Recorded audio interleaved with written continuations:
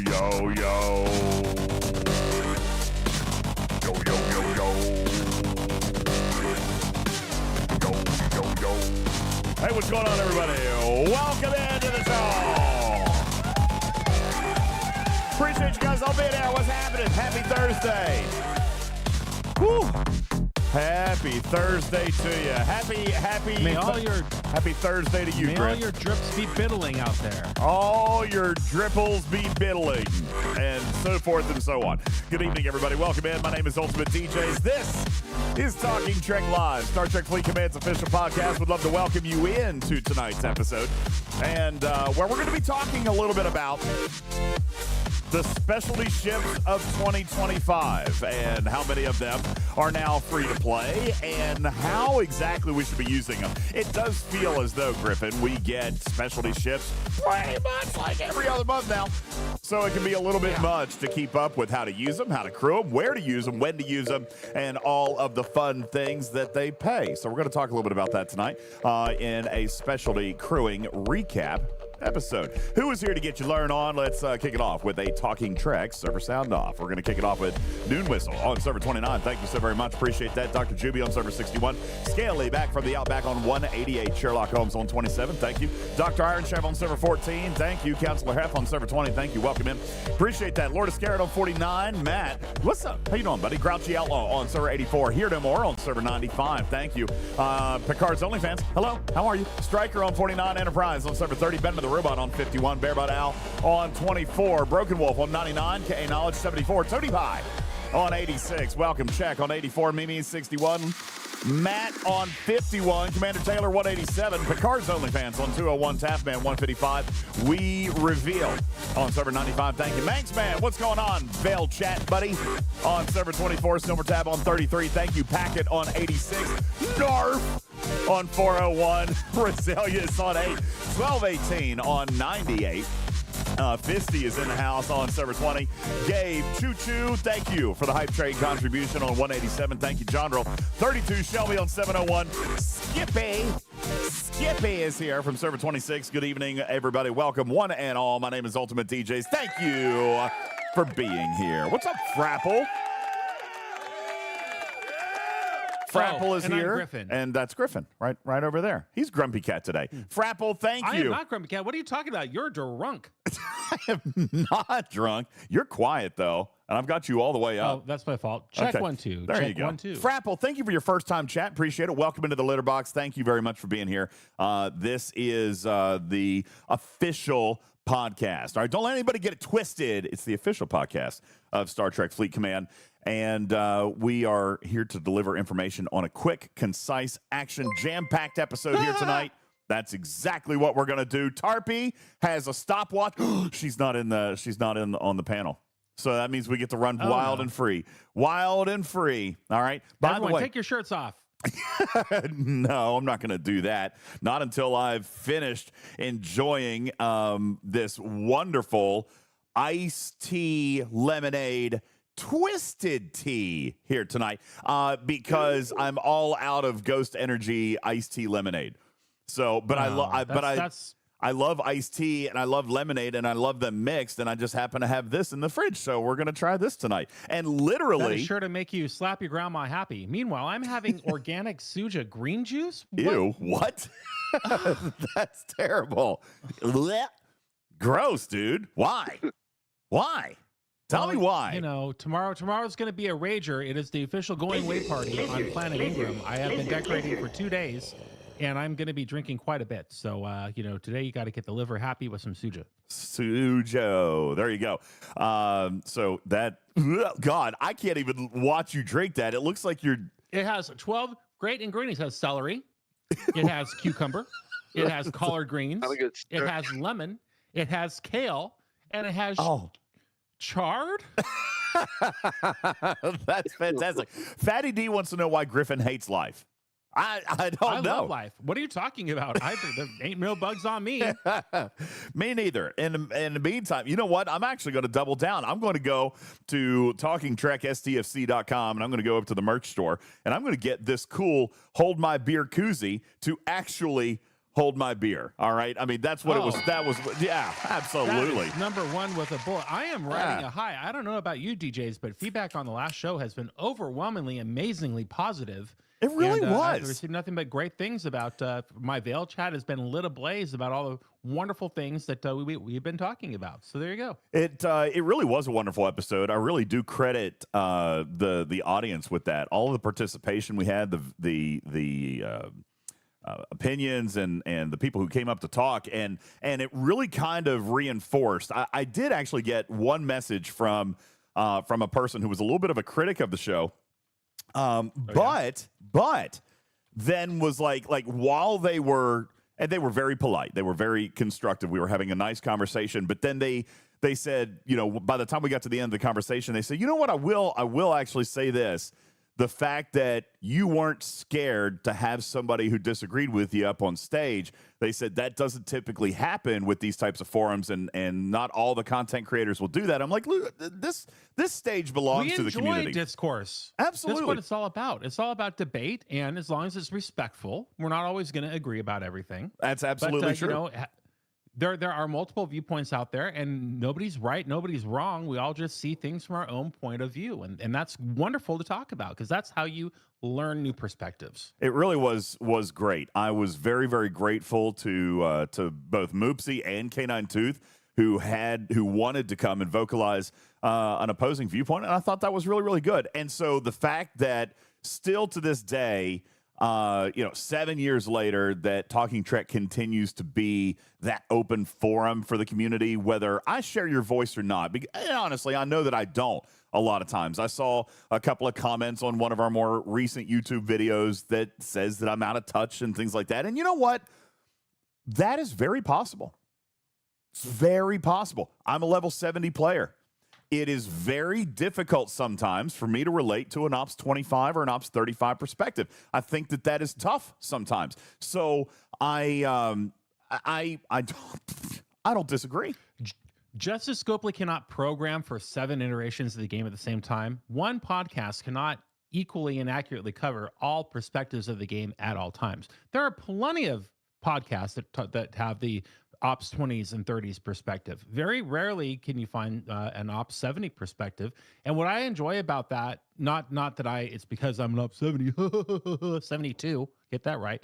It's that when I was an Ops 45, listening to people like Trader and Bubba Joe, I would hear what it was like to be at Endgame, and it formed my opinion on how to get there from here, and if I wanted to, and how fast I wanted to. So it's good to hear about what's coming up, not just what you have just gone through. So, that's why there are multiple sources of content for Star Trek Fleet Command, and shout out to our friends at Scopely for allowing so many content creators to participate in their own way. I think that's great. Well, and not only that, all of those community members are always welcome here on the largest platform that we've got. 1,000%. So it was just really, don't really take nice. our gimmicks and put them on your own show like they're yours, like a Ghost Energy drink or State of the Game or other weird things. Would you stop? Everything is available to everybody. All right, is this thing including on? I thought I was muted. I'm sorry. Including the Drippy Biddle. All right, which has apparently Don't start. No, nobody knows I'm not what that playing is, it. I'm and not we're not talking about it. Everybody, I don't know how this has happened, except I do. No, I'm not going to play it. Wristbreaker. Wristbreaker says stop. I'm not going to play it. I agree, Wristbreaker. I don't even have it pulled up. It's not even pulled up. But let me tell you something. I've had people DM me about it. I always watch other content creators. Always, like that's if I'm not streaming, I'm watching somebody else. I'm not playing it, Matt. Sure. I'm not playing it, Matt. But let me tell you, it has come up in at least 5 or 6 other content creator chats, including Mord. Shout out Mord. What's up, buddy? I was in Mord's chat. Okay, first of all, do you get amnesia? No, that's not the right word. Insomnia. Sorry, wrong medical terminology, dude. I couldn't sleep last night. I don't know what it was. I could not sleep. I went to bed a little bit early because I was so tired, and then I woke up at like 3:30 in the morning, and I couldn't. I couldn't sleep. I tried to go back to sleep, and I couldn't. So I got on Twitch. There's Mord. He's streaming. I just pop in the chat, and I'm like, hey, what's going on, man? And then the chat lights up with Drippy Biddle chat. Oh, Lord. See what you've done. I did. Actually, I did. I wanted it to become viral. And it seems like we're off to a decent start. Sorry, Risk Breaker. I'm just saying, if you guys are all talking about it, thank you. I appreciate it. I'm still waiting to actually see what the Drippy Biddle is in the form of dance. I haven't made the dance yet, but we're going to. It does it really well. Listen, I already told Noah what my plans are, and he says, bet. That's all I said. Bet. Oh, I think that means we're crashing Mrs. Boss's party. I think we're with the flash mob. You're flash mobbing the party. I think we're gonna do it. Yeah, I think he's gonna help me with the dance. I think we're gonna make it into a thing. He's all into this TikTok stuff. We're gonna do it, and we're gonna see if we can get it to catch on. Okay. Which version is taking the most traction? It can't be the rock version. One, right? Can't be the rock version if we're gonna have kids do it. It's gonna have to be, it's gonna have to be the banger version. Anyway, we're not here to talk about that tonight. Nate, thank you, dude. Dropping 20. Hi, Nate. Wow. What's going on? Thank you, Nate Hart. By the way, I figured out who you were. Literally just a minute ago. Now I've connected the dots, Nate, because you are also in my veil, and you clean up after my ship so well. Thank you so much for making sure that my miners don't get tired or spend too much time working, or otherwise have any safe place to be outside of their dock. Listen, I never have to warp home. I never have to worry about filling my cargo, because then, it's not efficient. It's not fuel efficient, right? To go home. There's an optimum spot, and he relieves me of all the extra weight that my ships have. And then sometimes there's no weight, because I know that it's probably an accident once in a while that, like, he just happens upon one that doesn't have extra cargo in it. But it's just accidents happen, right, Nate? Accidents happen. I blame the bugs in the game. He probably didn't even see your ship there. He probably scanned it. And it showed something, but there wasn't actually anything there, and that silliness and all that stuff. So anyway, no, in all seriousness, I know that kind of player. And in fact, I have one. I'm mining 609,000 an hour in gas, DJs, and G7. Somebody hit me with an OPC of 42. Nice, love it. Yeah, Risk, he might have just been coming up to check the aft view of the ship. No, Nate, in all seriousness, I did finally put together who you are in my veil. It's awesome to make your acquaintance. I actually very much enjoyed chatting with you in the veil. I didn't put the two usernames together, so now I have. But thank you so very much. And honestly, I have enjoyed it. I know that you've talked, you told me in Veil Chat the other day that you've gotten a few messages from people who get a little bit fussy because you are living a little bit more of a pirate life in the Veil, right? And I do. I respect it, because this is, I know, I feel like Putz, people have grown, complacent isn't the right word, but we've gotten away from the way that this game used to be, and I don't what an out of touch old whale thing to say. I know. We just got a touch of the way things. How pretentious are we? By the way, if you're listening now and you're not Op 70, how pretentious is it to hear us talk about Veil Chat all night long? Does that just make you want to puke in a trash can? No, here's what I'm saying. It probably would me if I were. Possibly, and I'm not going to talk about G7 tonight, but I'm just saying, I've enjoyed the conversation. I enjoyed the podcast last conversation. I've enjoyed the gameplay. I'm playing more. I'm enjoying Veil. Even if I've got a pirate chasing after everybody in Veil Chat, and I know he's not the most popular guy in our Veil. I can see that. But it brings me back to the old G3 days. It just does. Everything about this reminds me of G3. 1,000%. Everything about this reminds me of G3. And I'm looking forward to that because G3 was including great. how many uncommons we're pulling out of the refinery, like 14. That is Yes. G3. Yes, dude. I mean, listen, I pulled a refinery pull the other day and I got like 60 common and 7 uncommon, and I'm like, It's like, oh, welcome home. Yeah, This is home. That's right. Oh, that smells familiar. Yeah. I'm enjoying it. But Nate, it's good to see you, man. Thanks for being here. I appreciate it. Go ahead, I tell Buzz. you what, DJ, I can't wait. I can't wait to be G7. Just so I love to steal your stuff. Yeah. My stuff is just in your cargo bay. I need to come and collect it. I can't wait until I can steal all of my stuff back. You know, I halfway wonder. I halfway wondered, Griffin, if that was the goal. You know, for Scopely to this might be. I know that some people have said no. Yo, Tibbs, thanks for the raid. What's up, baby? Hey, how are you? Tiberites? Welcome, Tiberians. This might also be out of touch. All right, and I'm not afraid to admit that my perspective is skewed. This may be out of touch to me, or to you listening in the audience, but is it just me? And I'm going to ask the chat. Is it just me, or do you see more people in G6 saying, oh, okay, well, I'm going to push a little bit harder. I'm going to push a little bit quicker because this is actually starting to sound a little bit interesting. Like, this is sounding like it's something that I want to be a part of. Matt says no. All right, and like I said, that may not be. Juby says no because they don't want to spend the money. Everybody's saying no. I've actually heard that a few times. You know, Tiberius says, I see dead people. It was like being on a bed of nails in G6. Nobody liked G6. Nobody had anything nice at all to say about G6. And I'm hearing a lot of nice things about G7. Texas guy says, I love it how you think complete. Oh, God, grammar, man. I'm struggling with that. Try again. I want to read it because I think I know what you're saying, but I'm not. A Pal says, I'm not out of touch. Oh, no, he says you are out of touch. Wait a second. Right. He says come back in 6 months and ask. Pal, that may be the thing.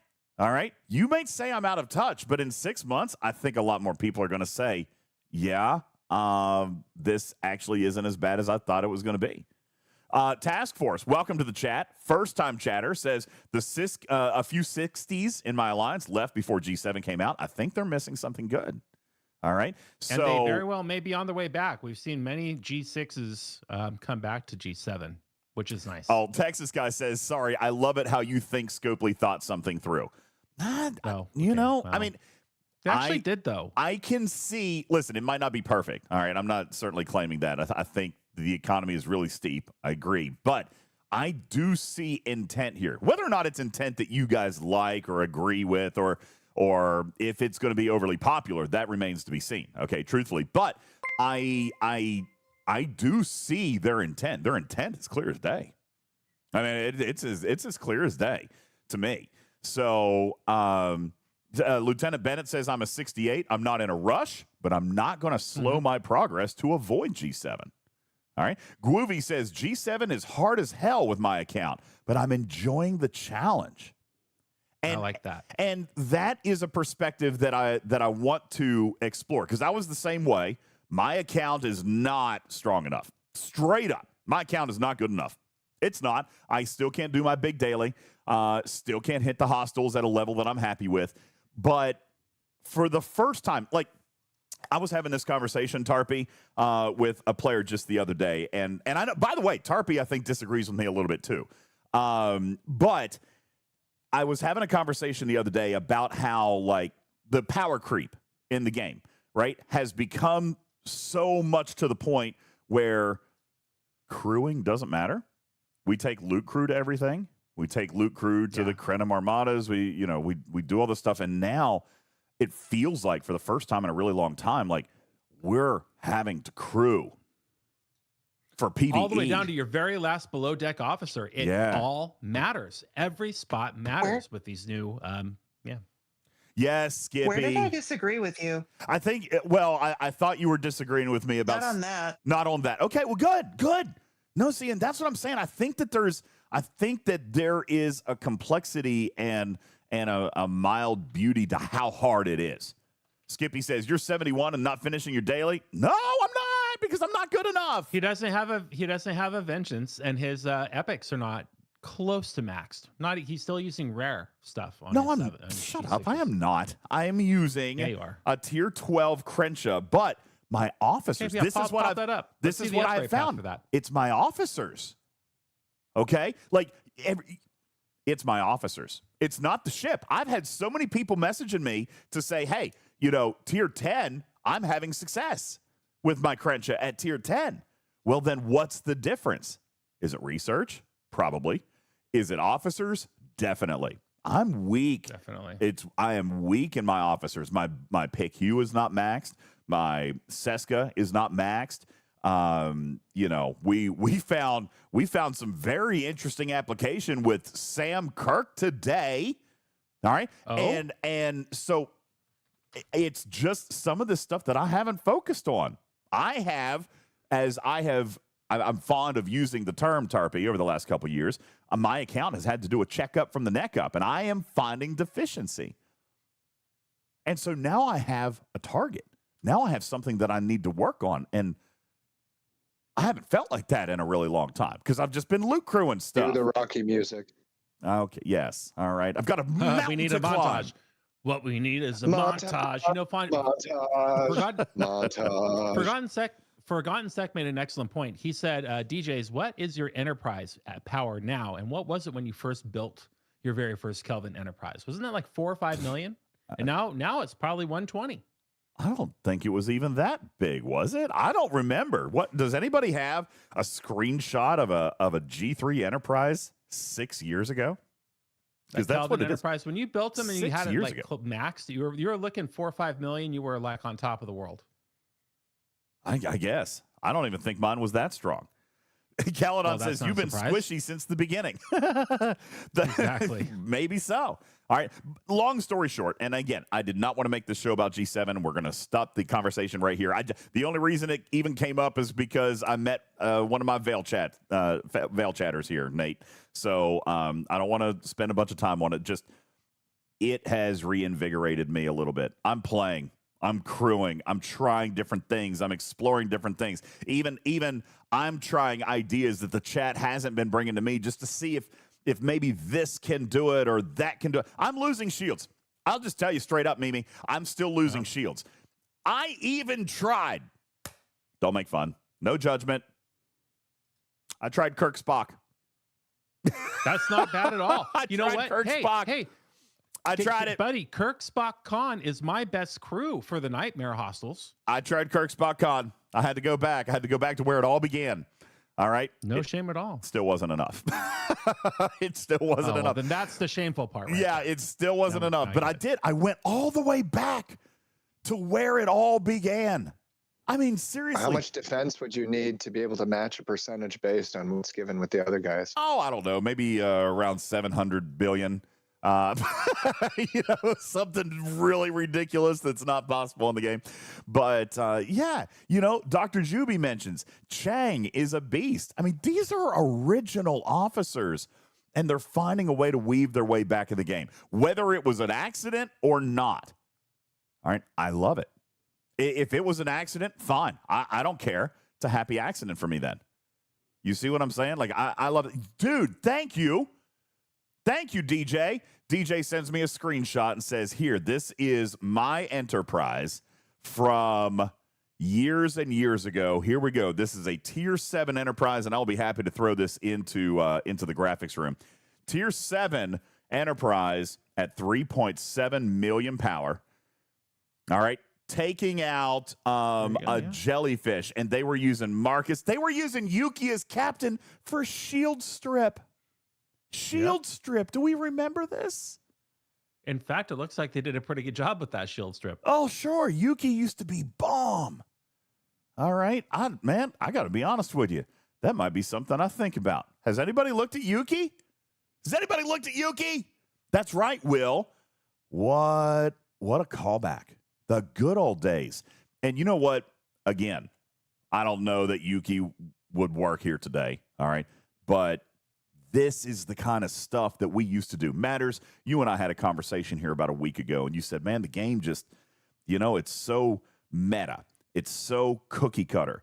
It's so everything is in its place, and there's no deviation. You've got to have these 3 officers, bam, that's it. And this thing has to have these 3 officers, and bam, that's it. There's no variety. There's no flavor. There's no spice of life in the game anymore. We were just having this conversation, 2 weeks ago? Matters, I'm curious, before we get into the crewing, because I've got Matters with some great crewing stuff tonight for some of these specialty ships. But Matters, let me just ask, as you've been exploring G7, compared to where you and I were 2 weeks ago, where are you today? Have you felt better today? I'm still 69. I'm on G7. Matters! Well, okay, I guess that answers that. Feels great. I guess that answers that. No, but you know what? I think Matters would love it. I think Matters would love it. Oh, of course, because it's all about crewing and what you bring and finding that fun new crew that nobody else is using. Possibly so. I am curious. Just curiosity killing the cat here, Matters. Why didn't you make the push? I don't have the stuff yet. He did the checkup from the neck up. Okay. Mm-hmm. Oh, I know. I just literally don't have the mats. There's a good treasury out right now. You have the keys? No, you can do it with the fragments. I actually have. I've got fragments. I can unlock this one, and I think I might. I actually think I might because there's speed ups in it, and that's a funny thing too. Speed ups. I've gotten back to needing speed ups. Like I can't do it with Latinum guys. I need the actual speed ups. Yeah, and I'm finding that to be oddly invigorating. That I can't just flip it all with Latinum. I don't know. Maybe it's stupid. It puts the chase back into the game. I'm back into the chase, and I like it. So anyway, you're right. You're right, Scud. No more G7. What we have tonight, Tarpy, is actually kind of almost a year in review. Kind of weird, right? When we were talking about what we wanted to discuss tonight, I'm just going to go ahead and throw this out here. The ships that we wanted to talk about tonight are most of the specialty ships that have come out in 2025. Now there are a couple like early in the year that we didn't that we didn't work in here. And I actually, now that I'm thinking about it, Tarpy, I'm curious as to what else did come in 25 that we're missing. But we've got we're going to talk tonight the Relativity. Okay, yo, Nate, that's one of the best ones. Nate, thanks, dude. Hey, thanks, Nate. Appreciate you, Mike. Thank you so much. I appreciate that. That's a good guy, that Nate. I'll tell you that right now. Well, I feel like he's coming in. He's having a good time in chat because he is maybe he's just making up for the fact that that there was a bug and he killed my miner accidentally. No, I mean you had it coming. It was an accident. It's like you said in chat. This ain't Farm Bill. Get off the node. So we're going to talk tonight about the Junker. We're going to talk about the Reliant. We're going to talk about the Squall. We'll talk a little bit more about the Dauntless. All right, but only if Trash Keeper's not here. We're gonna talk about those. The only other one then, Tarpy, was the Reliant, and honestly, that wouldn't be a terrible thing for us to touch on here tonight too, and that would give us the 2025 year in review for. Did you say Revenant? Was the Revenant? Yeah, the Revenant was this year too, right, Tarpy? Yeah, it was after the Reliant. Yes, because. No, or and after the similar names, one right after the other, and it drove me crazy. Relativity, Ooh. Revenant, Reliant. Is that how it went?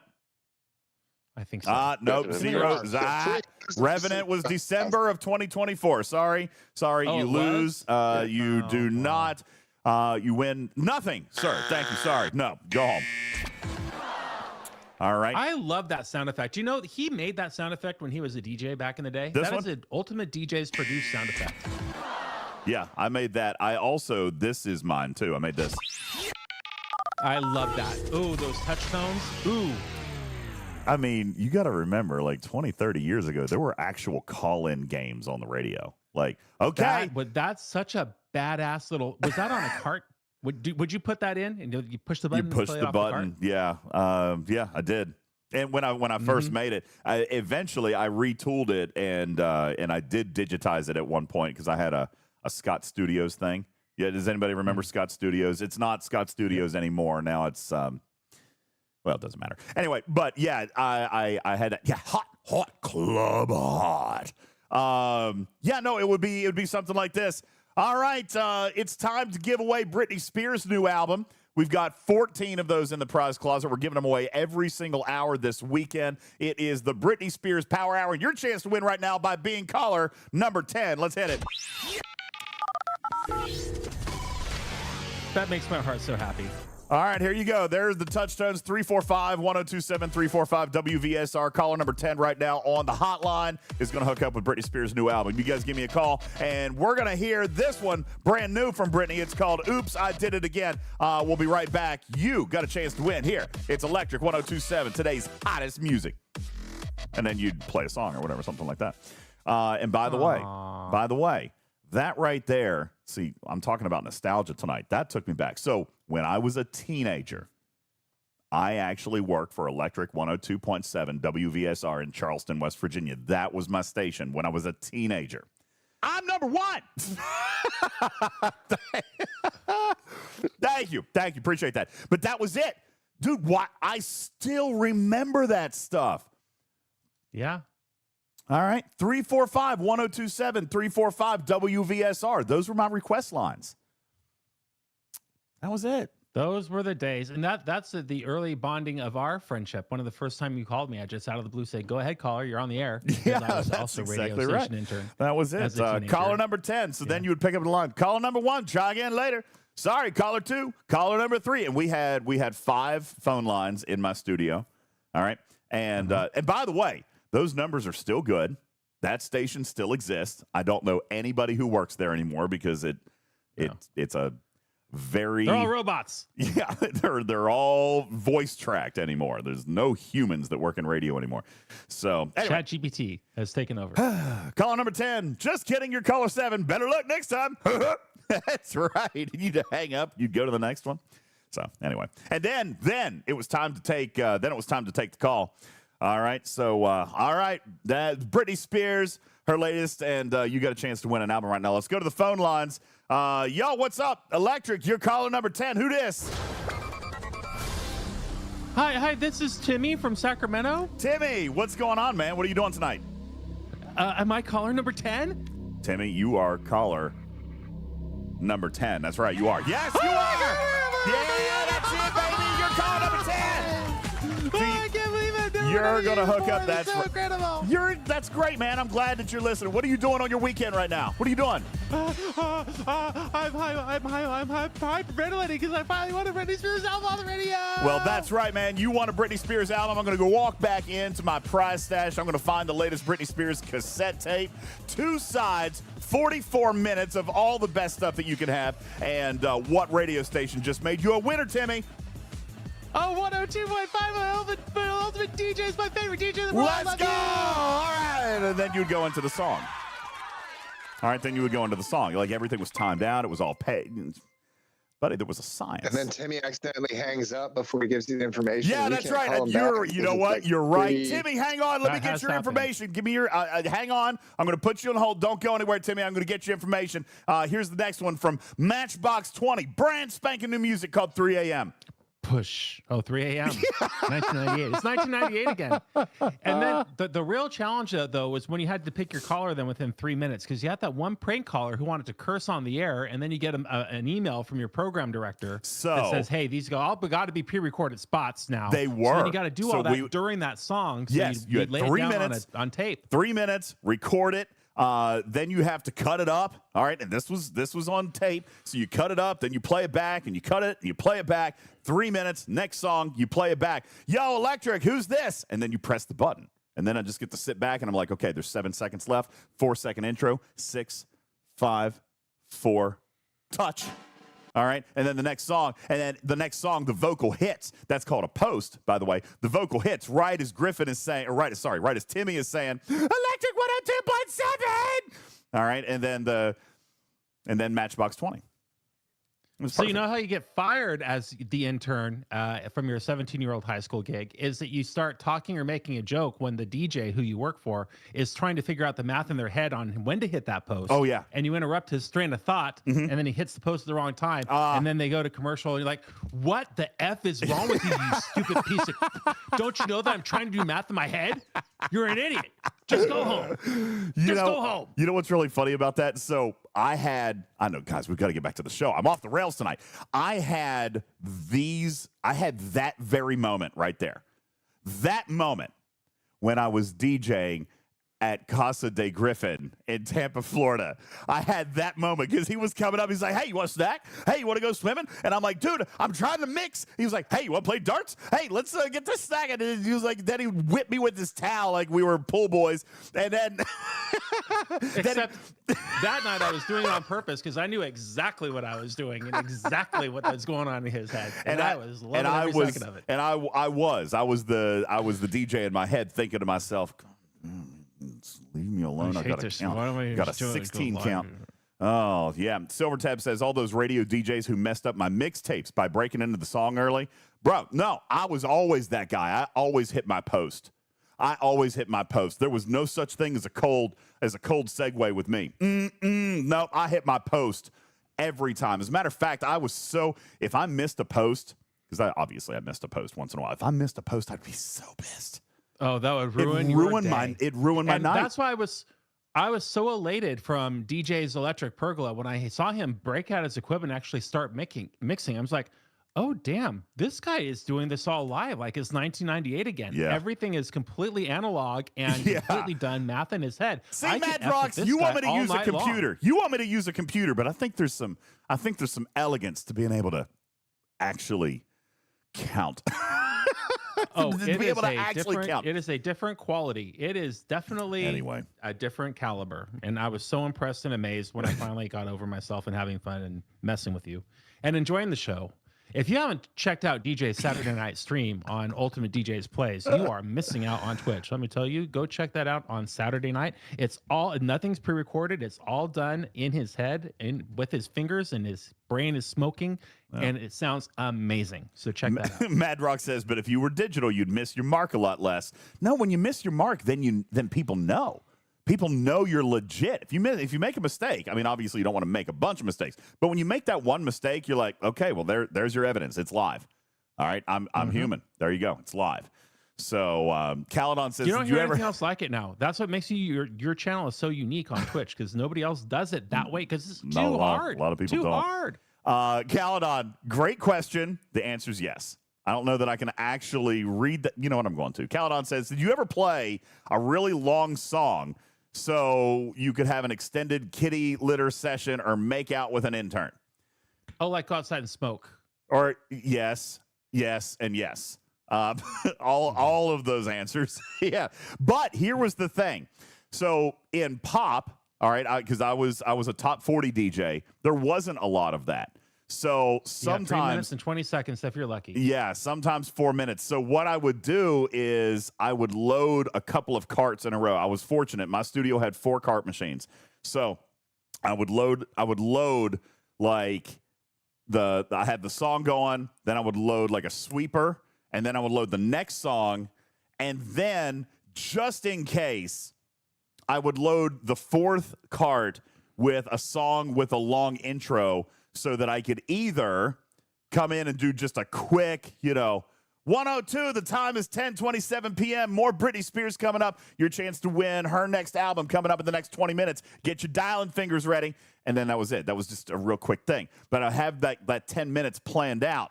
So if I was going to make out with an intern, I had to do it in the studio. All right? Which was also And that's fine. how he got fired. And that's why he's No, dude, no. Because that was totally acceptable back then. That was the Wild Wild West days. Okay, can't do that stuff anymore. Can't do that stuff anymore. Sounds like a lot of my work as a DJ your in a strip board club. had an auto start Them feature kind on of cart setups. machines? No. Well, yes, but it wasn't auto start. So that's why I had to be in the studio because I would just reach over and I would press the pot. You would tap your button and then get back to business. Yeah, oh yeah. So I mean, I didn't even have to look at the board because I had my 4 cart machines all in one section. So to the left and to the right, I had a blank pot. right? So I had 4 pots, Yeah. so I knew exactly where they were, and I'd worked there forever, so I knew exactly where the 4 pots were, so I could be totally focused on this girl, and like I'm not even looking at the board, and I'll just reach over and I'll feel with my fingers, and I'll tap cart number 2, and then I don't open it, then later I can claim ignorance. It was totally ignorant, all right, but a pot is a fader for those out there in yeah, old school pot fader. Anyway, and I mean, believe it or not, I used to have a little bit of Riz, all right? And I was on the #1 radio station in like the region. Oh, there's a lot of celebrity there. You can open your door out on the street. There's probably 5 girls out there who want to come in. There was always girls at the studio. Yeah. It was like a hangout, man. There were always girls at the studio. Yeah. It was a different time, man. It's a different You'd time. be at a 7-Eleven getting your gas, paying 99 cents a gallon, and a girl would just hear your voice and walk up to you and say, "Hey, are you that DJ? Are you and that there's guy?" Your date. And then that was who I was having breakfast with the next day. That's exactly right. So terrible. God, when I say it like that, it's probably good. Well, you know, it doesn't happen anymore. That was then, and this is now. The story didn't age well, but man, I hear you.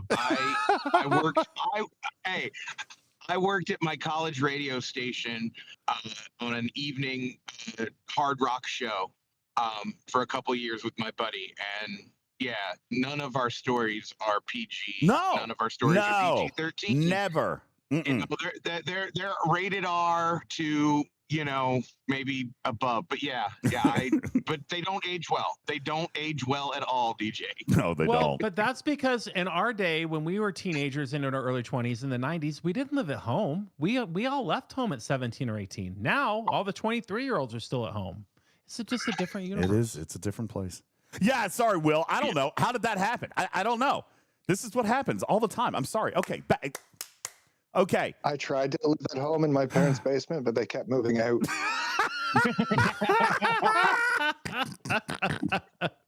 I love you. That was perfect. Thank you, Karkin. Appreciate that. Yeah, no, it was 99 cents a gallon, says Cyber Demon. Damn, you guys are old. Thank you. Jeez. That's how much gas cost in 1995 when I was 18. Yep. You know what? 17? Let me just say, as much as I know that we need Son, to, you play, you pay. Thank you, Nate. I know we need to get back to Star Trek content, but this is possibly what makes the show slightly endearing. Look at chat right now. You guys are all going back in your heads right now. Every single one of you. Man, I had a crotch rocket, and if I didn't have a girl on the back of it, then I was not having a good day. Right? There's something wrong. Matt says, I could tell you some stories back in my day. I'm just saying. Oh, it was. Those were the days. They were the days, man. Crazy. Back in my day when you had what to does walk that mean? uphill. You're as old as Griffin. I'm not even that old. Look at I have very few crow's feet. Number one, no bags. I think I'm actually My older than socks you. are not even there. Am I actually older than you? I think I might be older than you. No, you're not. Oh, no. okay. I thought it was close. Maybe not. Anyway. Yeah, you are close, but I'm a little bit older than you. Oh, Amazingly Cyber so. Demon says, can you imagine the stories 10 years from now? Yeah, man. No, I can't. No, man, I totally can. See, this one night I was on Twitch, and I was playing Fortnite with my Power Ranger buddies. See, that's that's how it's going to be. All right. Anywho. Oh, Lord. Goodness gracious. Was that the day that you unplugged your teacher in school and everybody had to go home early? Yeah, you unplugged the screen. Yeah. So this is the last question I'm answering about this. Somebody asked, is that how you met your wife? It actually was, yes. It was. That was how I met my wife. That was exactly how I met my wife. She was a listener. She was the girl at the 7-Eleven that said, "Hey, are you the guy online?" No. I'll tell you. We've told this story before. And by the way, she's not my wife anymore. We've divorced, but it was still a great relationship. I'm still good friends with her. But that is how we met. She was a listener, and she won Disney on Ice tickets from my show, from my radio station. Oh, wow. Disney on Ice tickets. And you offered to deliver them in person in New York. No, actually, I didn't know who it was. When she picked up the tickets, she came to the station, and I was the one. I was there. So I saw her and was like, dang, girl. And, I was giving her tickets. So immediately then I went to the winner's book, got her name, went to Facebook like a big old creep, and I poked her. Because that was also a thing years and years ago. Don't make fun, no judging. Poking on Facebook was a thing. Okay? That was the first thing on Facebook. That was a thing back then, okay? Now they call it waving, okay? But that's a poke. I'm just letting you know. If you wave at somebody, that's a poke. So before you get all judgy, all right, with you guys out there in your waves, that used to be a poke. All right? So anyway, I poked her on Facebook, and then she responded, and the rest is history. All right, yeah, Cyber Demon says now they call it stalking. That's true. That's true, I think. All right. We didn't know any better back then. We didn't know any better. No. Man, I'll tell you what. Do you want to know where I met Mrs. Putz? Yeah. At the mall. You were getting your ears pierced or your hair dyed or something, right? No. I was working. I was working. Yeah. I was working at a. He was going to Spencer's to buy a new bong. No, she was working. She was working at the shoe store across the hall from the print store, the poster print store, framing store that I was working at. Yeah, and that's how we met. So was that a Kinko's poster print store? No, it could have been a cool. No. It could have been a cool one, like a Kodiak. Was it a Kodak store? No, the store is no longer in function, but it was called Prince Plus. You could buy posters.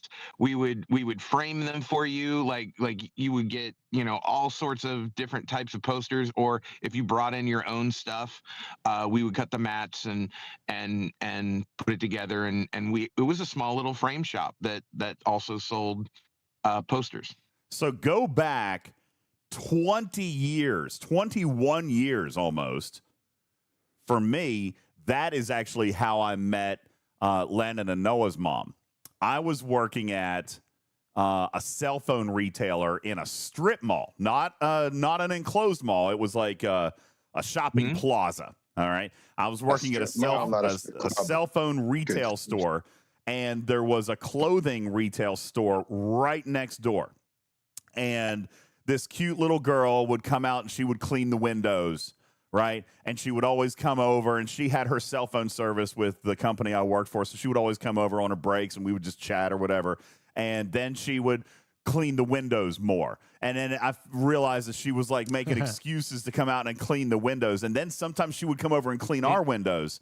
Right. And I'm like, what are you doing? She's like, oh, I was just, I was seeing if you were working, and I was, looking. So, and then that's how I met my first baby mama.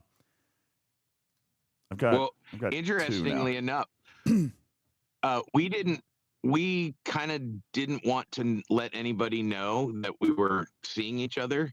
So for a good year while we were working in the two different stores, we acted like we hated we acted like we hated each other. Like we had nicknames up there. Like, when are they going to tell people, man? It's like they're watching the drama. Are you making out in the Chick-fil-A bathroom? Not the Chick-fil-A bathroom, but other places, yeah. But no, she had a nickname for me that is not appropriate for this show, and I had a nickname for her that is not appropriate for the show. Oh my God! That when we talk to our coworkers, that's how we kind of refer to each other. And it wasn't until after one of us quit and moved on that we let anybody know that. Because we just didn't want to be in that, like the mall drama of the late 90s. Yeah, everybody talked about it. Everybody knew everybody in the mall. Everybody knew everybody in the mall. If you were a mall worker, it was like a special cult.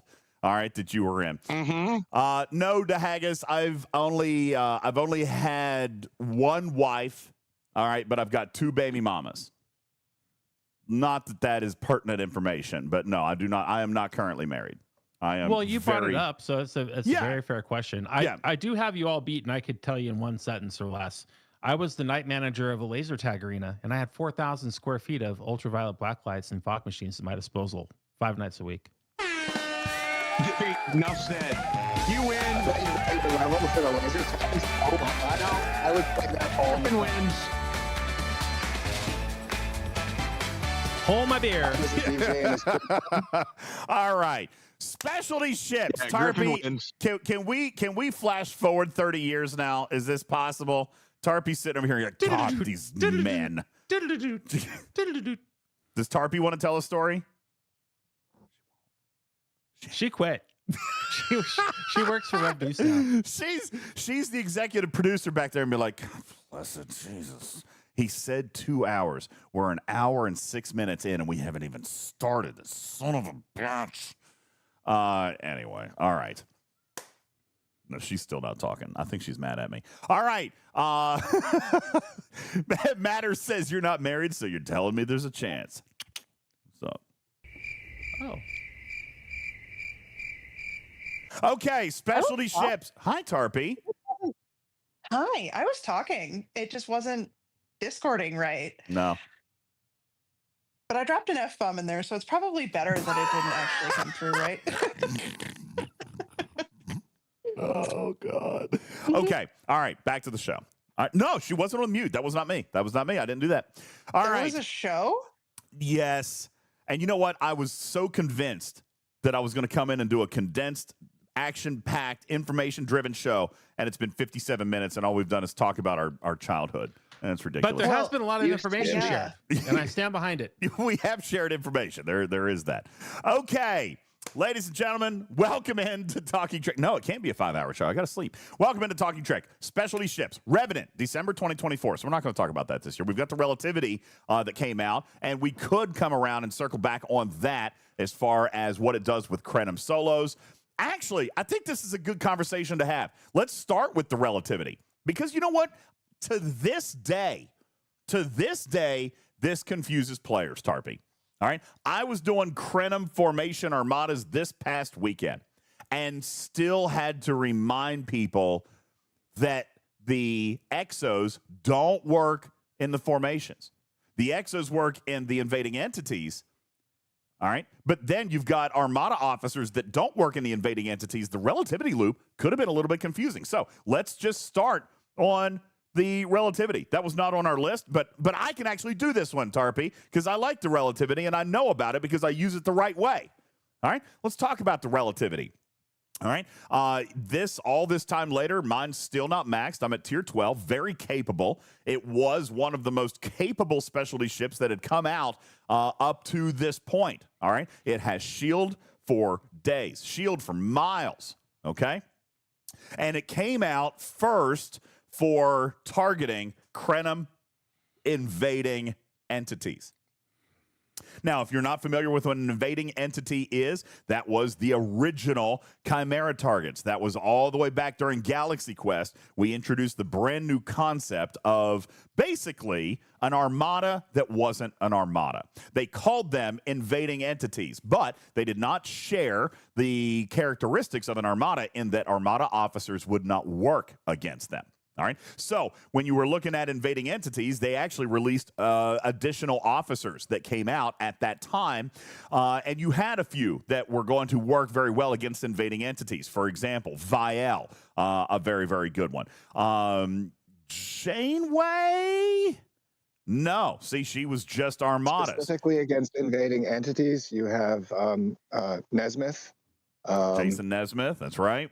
DeMarco. Gwen Vale DeMarco. had the one captain's ability. And I don't recall many more that were specific to invading entities, but some still had the coverage for both. Yeah, it was a very tight, very niche set of officers against these invading entities. And so you had to kind of reinvent the wheel a little bit then. But then they also had two different styles of invading entity. You had the charged and the static, and you had abilities, and you had exos that you had to use. So again, let's just kind of top this off. Not even going to do a lot of discussion. Let's just do the recap. All right. You've got, with the invading entities, you've got static and you've got charged. They each drop a different currency. Wreckage. All right. Static wreckage, charged wreckage. You've got a refinery that costs both of them.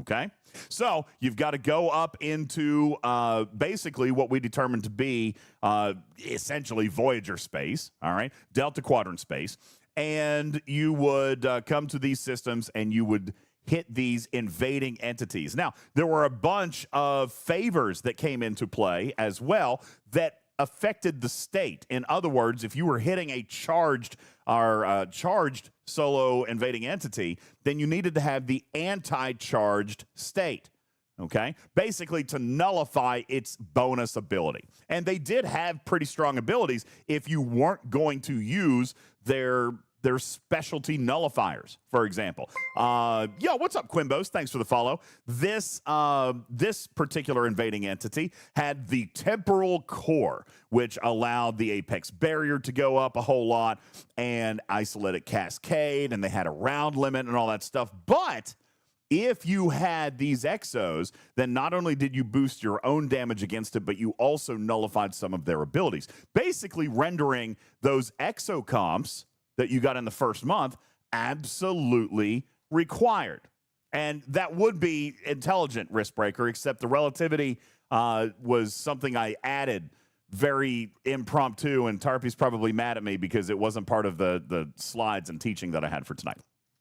I'll see if I can find it very quickly. He wants me to, Tarpy, pull up the Revenant spreadsheet. That would be Crenum. Here we go. DTI faction. Revenant or Relativity? What did I say? Relativity. Sorry. Relativity. I said the wrong one. All right. So, yeah, here was your invading entity info. And right here on your screen, and I will screenshot this, this was the list of officers that work. So, yeah, actually a few more than I was thinking of. You got about 30 officers or so that will functionally work against an invading entity. And then, you know, you've got a few others that will work below. You've got some of these others that won't work on the bridge, that were traditional Armada officers, like 6 of 11, like Chakotay, all right? These are officers that won't work, all right? How about Cisco and Miles? For a long time, they were the Armada meta. Cisco Miles, all right? So these kind of changed up the meta, and you had to reconfigure the officers that would work in an invading entity. Okay, so does it talk about the forbidden tech there or no? It does. Forbidden tech that works, chaos tech that works. These sheets have been updated over time. So you've got 5 forbidden techs, including the quantum slipstream, section 31 torpedo pods, control seeker probes that work. A couple of chaos techs like the temporal conduit, interphasic mirror, the execution post even. So yeah, you've got every piece here in the game that will actually work. You even have this little section that identifies the only 3 officers that will work in invading entity loot share, which is 5 of 11, Ooh. Enterprise E Picard, and the Doctor below deck. Okay, so that was this was a lot of work. For example, you've got other officers. What was at the time a very popular officer for dealing damage was Nurse Chapel below deck. All right, and her isolated cascade didn't work. All right. Then everybody at that time was using Borg Hugh to boost your crit chance. He was basically a much better con for Armadas. Actually, that's not correct. He didn't work in Armadas ever, but he was a crit builder. And then we had to point out, well, he won't work against these invading entities because, again, we had to differentiate the fact that they were not hostiles, but also not Armadas. Something totally new. Okay?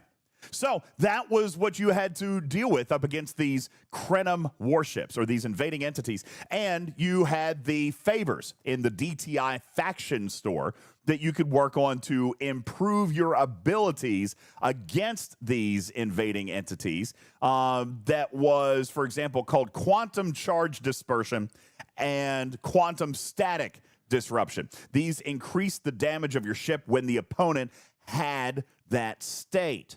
All right. And so you basically were, if you were going against a charged Armada, you popped the anti-charge exo, and it was essentially like applying the static state.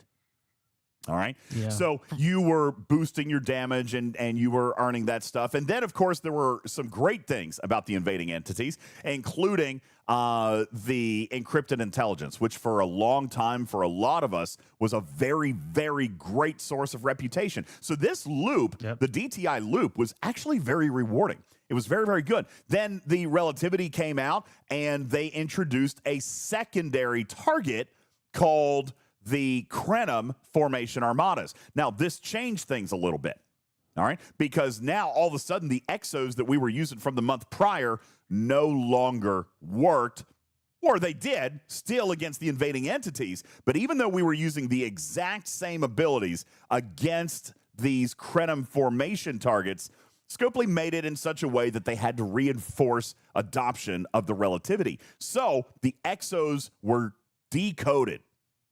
They were coded inept for the formation armadas. Even though it was the exact same state, the exos would not apply their state to the Krenim formation armadas. So then you had to use the Relativity. You had to use the anti-charge shift. You had to use the anti-static shift. And even now to this day, Tarpy, it's interesting because there is some strategy even to these Krenim formation armadas.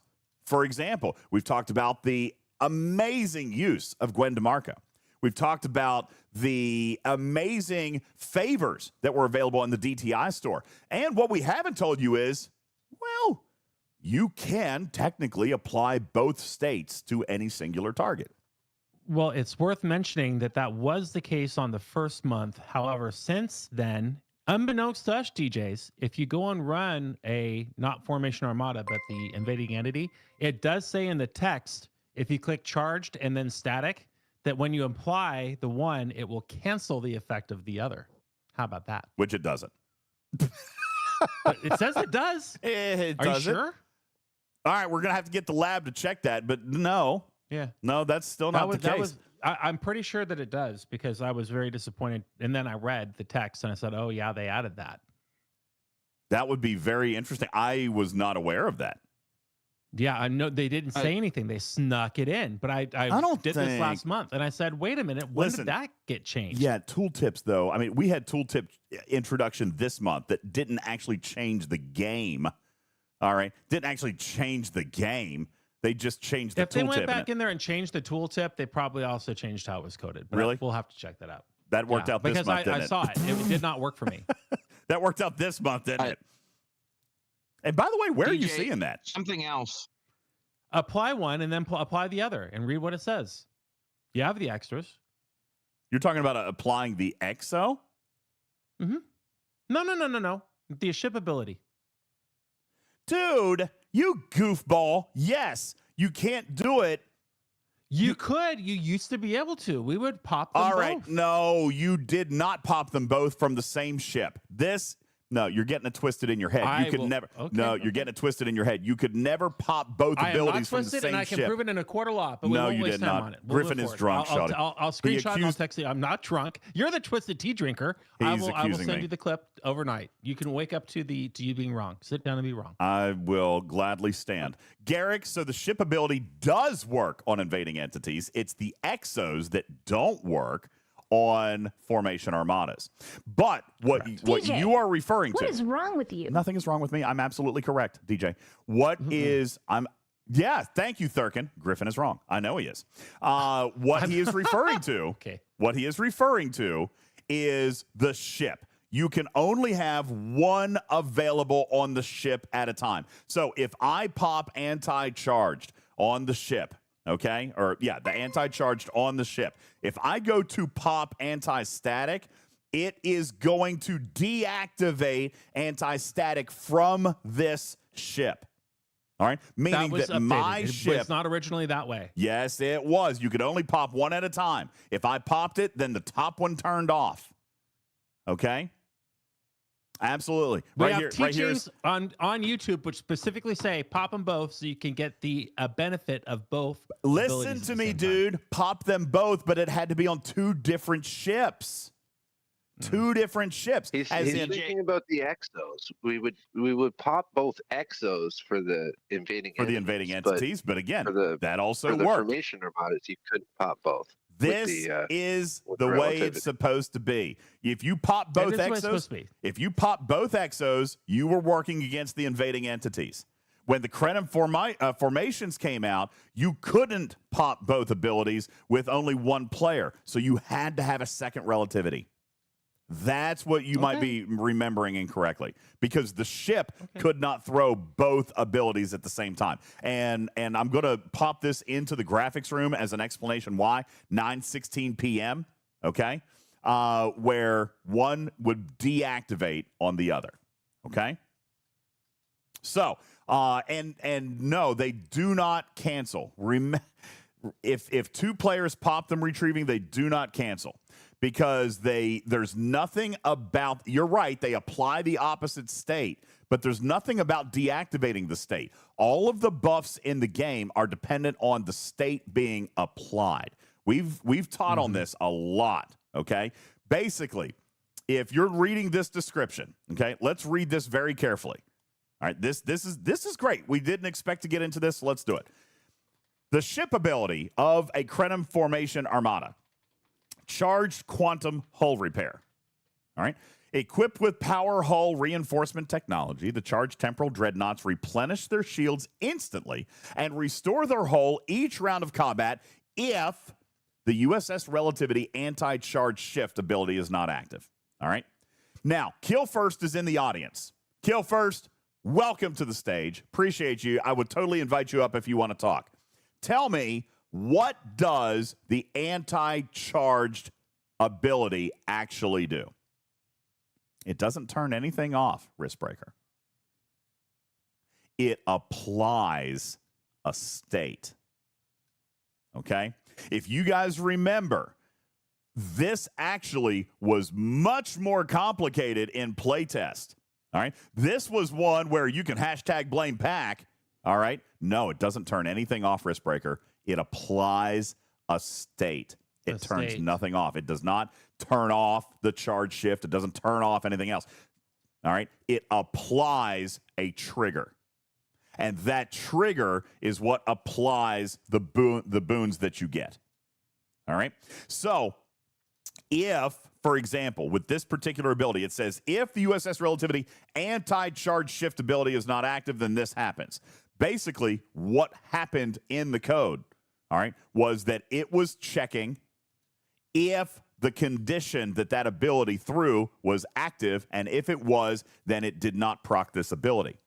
That's all it was. It was procking an ability for an active state. Didn't matter if there was no deactivating another one. There was no canceling anything out. It was just seeing if that target had a state on it. All right, a specific state. And like any other form of combat, these Krenim formation armadas, because they are armadas, can receive multiple states. They can receive states of hull breach, burning, static, charged. That's all they were, was a state.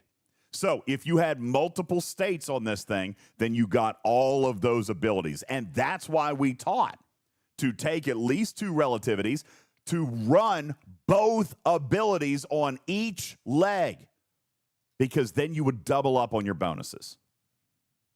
Okay? And to this day, this appears to still be a confusing thing. All right? For example, when I run these with my alliance, we are to the point now where we say, listen, you've got to have a relativity. All right? Everybody's got to have a relativity. But even, that's right, Riskbreaker, even the neutral leg. Because why? If it has the state, I get the bonus. It never had anything to do with what the Armada was doing to us. It was what we could do to the Armada by applying both states. Okay? So we would have an Armada. Look right here. This is a perfect example. On my screen, actually, that's not a perfect example. Okay, they are not actually, that is not a good example. Anyway, but what I would, see, they're doing. This is an imperfect This example. is an imperfect example because they're doing it the way that the game says that you should do it. Look, they're in the charged leg, all right? And I'm going to screenshot this. I probably shouldn't, but I'm going to. because this is not my team, but they just happen to be running one in the screen that I'm on. So this is the charged leg. He's running the anti-charge ability. What they should also do, instead of running all these other big ships, is that they should also run a second relativity that runs anti-static. All right. And you would do that for every leg, including the neutral, because again, it's not about what the target was doing to you. The neutral leg didn't have an ability that it would throw at you. All right.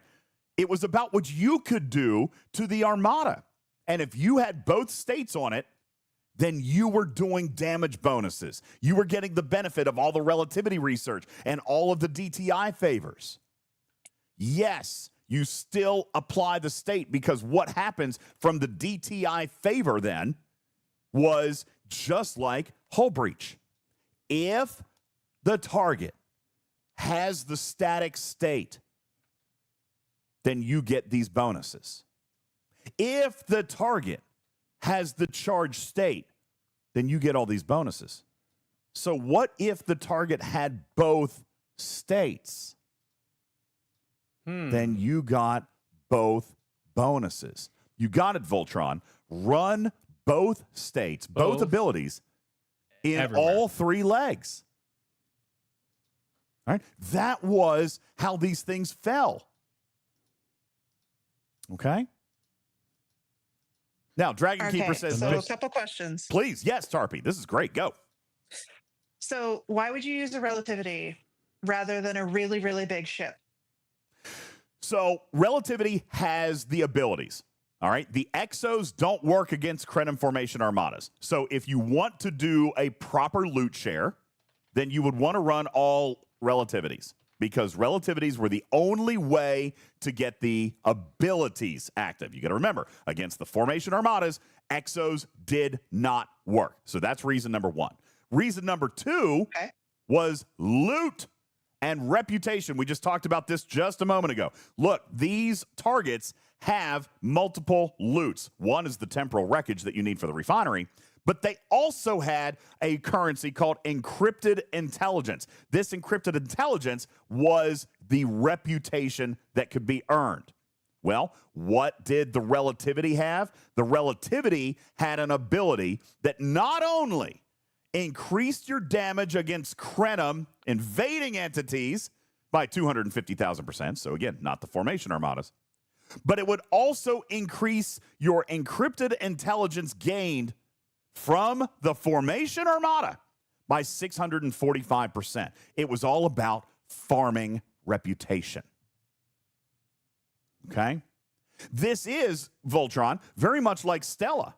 All right, in which you had to have all of these ships. You had to have that ship to get the loot bonus. All right. Check says my alliance still says you only need one relativity. Your alliance is wrong. Your alliance is. They are incorrect. They are sadly mistaken. Okay. I mean, they're Technically- not wrong in that you need one to do the state. That's exactly right, Tarpy. Technically, they do only need one. You do only need one, but that's not the most efficient way to play it. Okay? It's not the most efficient way to play it. Because let's look at ship strength, okay? I'm just going to compare mine. Now, I'm not the perfect example because my relativity is tier 12. It's roughly 8.5 billion power. All right? A cube could be 30 billion. All right? Sadly, this Enterprise is only 3 billion. All right? Take a look at, let's see if there's anybody else up here. Here's a, what is that? Here's a Rotaran, 3 billion. All right? Now, in the early days, the relativity didn't have big power, so you were losing out on loot share. Okay? But today, I don't necessarily mind bringing my relativity to an Armada if there's other ships there, because my relativity can pretty much hold their own.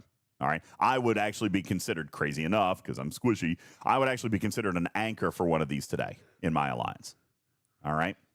But the loot bonus is the primary reason you would want to run relativities. That, and then, of course, the ship abilities. Because the Exos don't work. All right? So to need a relativity, technically you only need 2. You don't need one in the neutral leg. You have to have one in the charged leg, and you have to have one in the static leg. But everybody is losing so much loot that way. So much loot. Not efficient. Not efficient. Not a proper use of the directives. You want to fuel the refinery, right? This is the way DJ, to get it done. Yes. Speaking of loot, you said that there was only 3 officers for the invading entities that were good for loot, and you missed one, and that was Dejash Tolra. Their captain's ability does work on both invading entities, or the invading entities, and also the Kremen formation. So there is that. Yep, I'm going to add that right here. Let's see. No, so Tolra is in there. They're just the ghosty image right below Twin's face. Yeah, no, I'm talking about the text. Cool. Her image is there, but text here. So does Dejosh have to be the captain? She does, right? Yes. Yeah. All right. Yep. So I'm going to put it. Yep. I'm going to put it here in the Ent-E Picard. So you got Dejosh, Tolra, or Ent-E Picard as captains. Okay. And as far as the meta, as far as the best crew to go with loot, it would be Tolra, and then Synergy on the side, and 5 as the other officer, as opposed to Enterprise E Picard, because their sidecar is most likely that the officer ability is not going to be useful.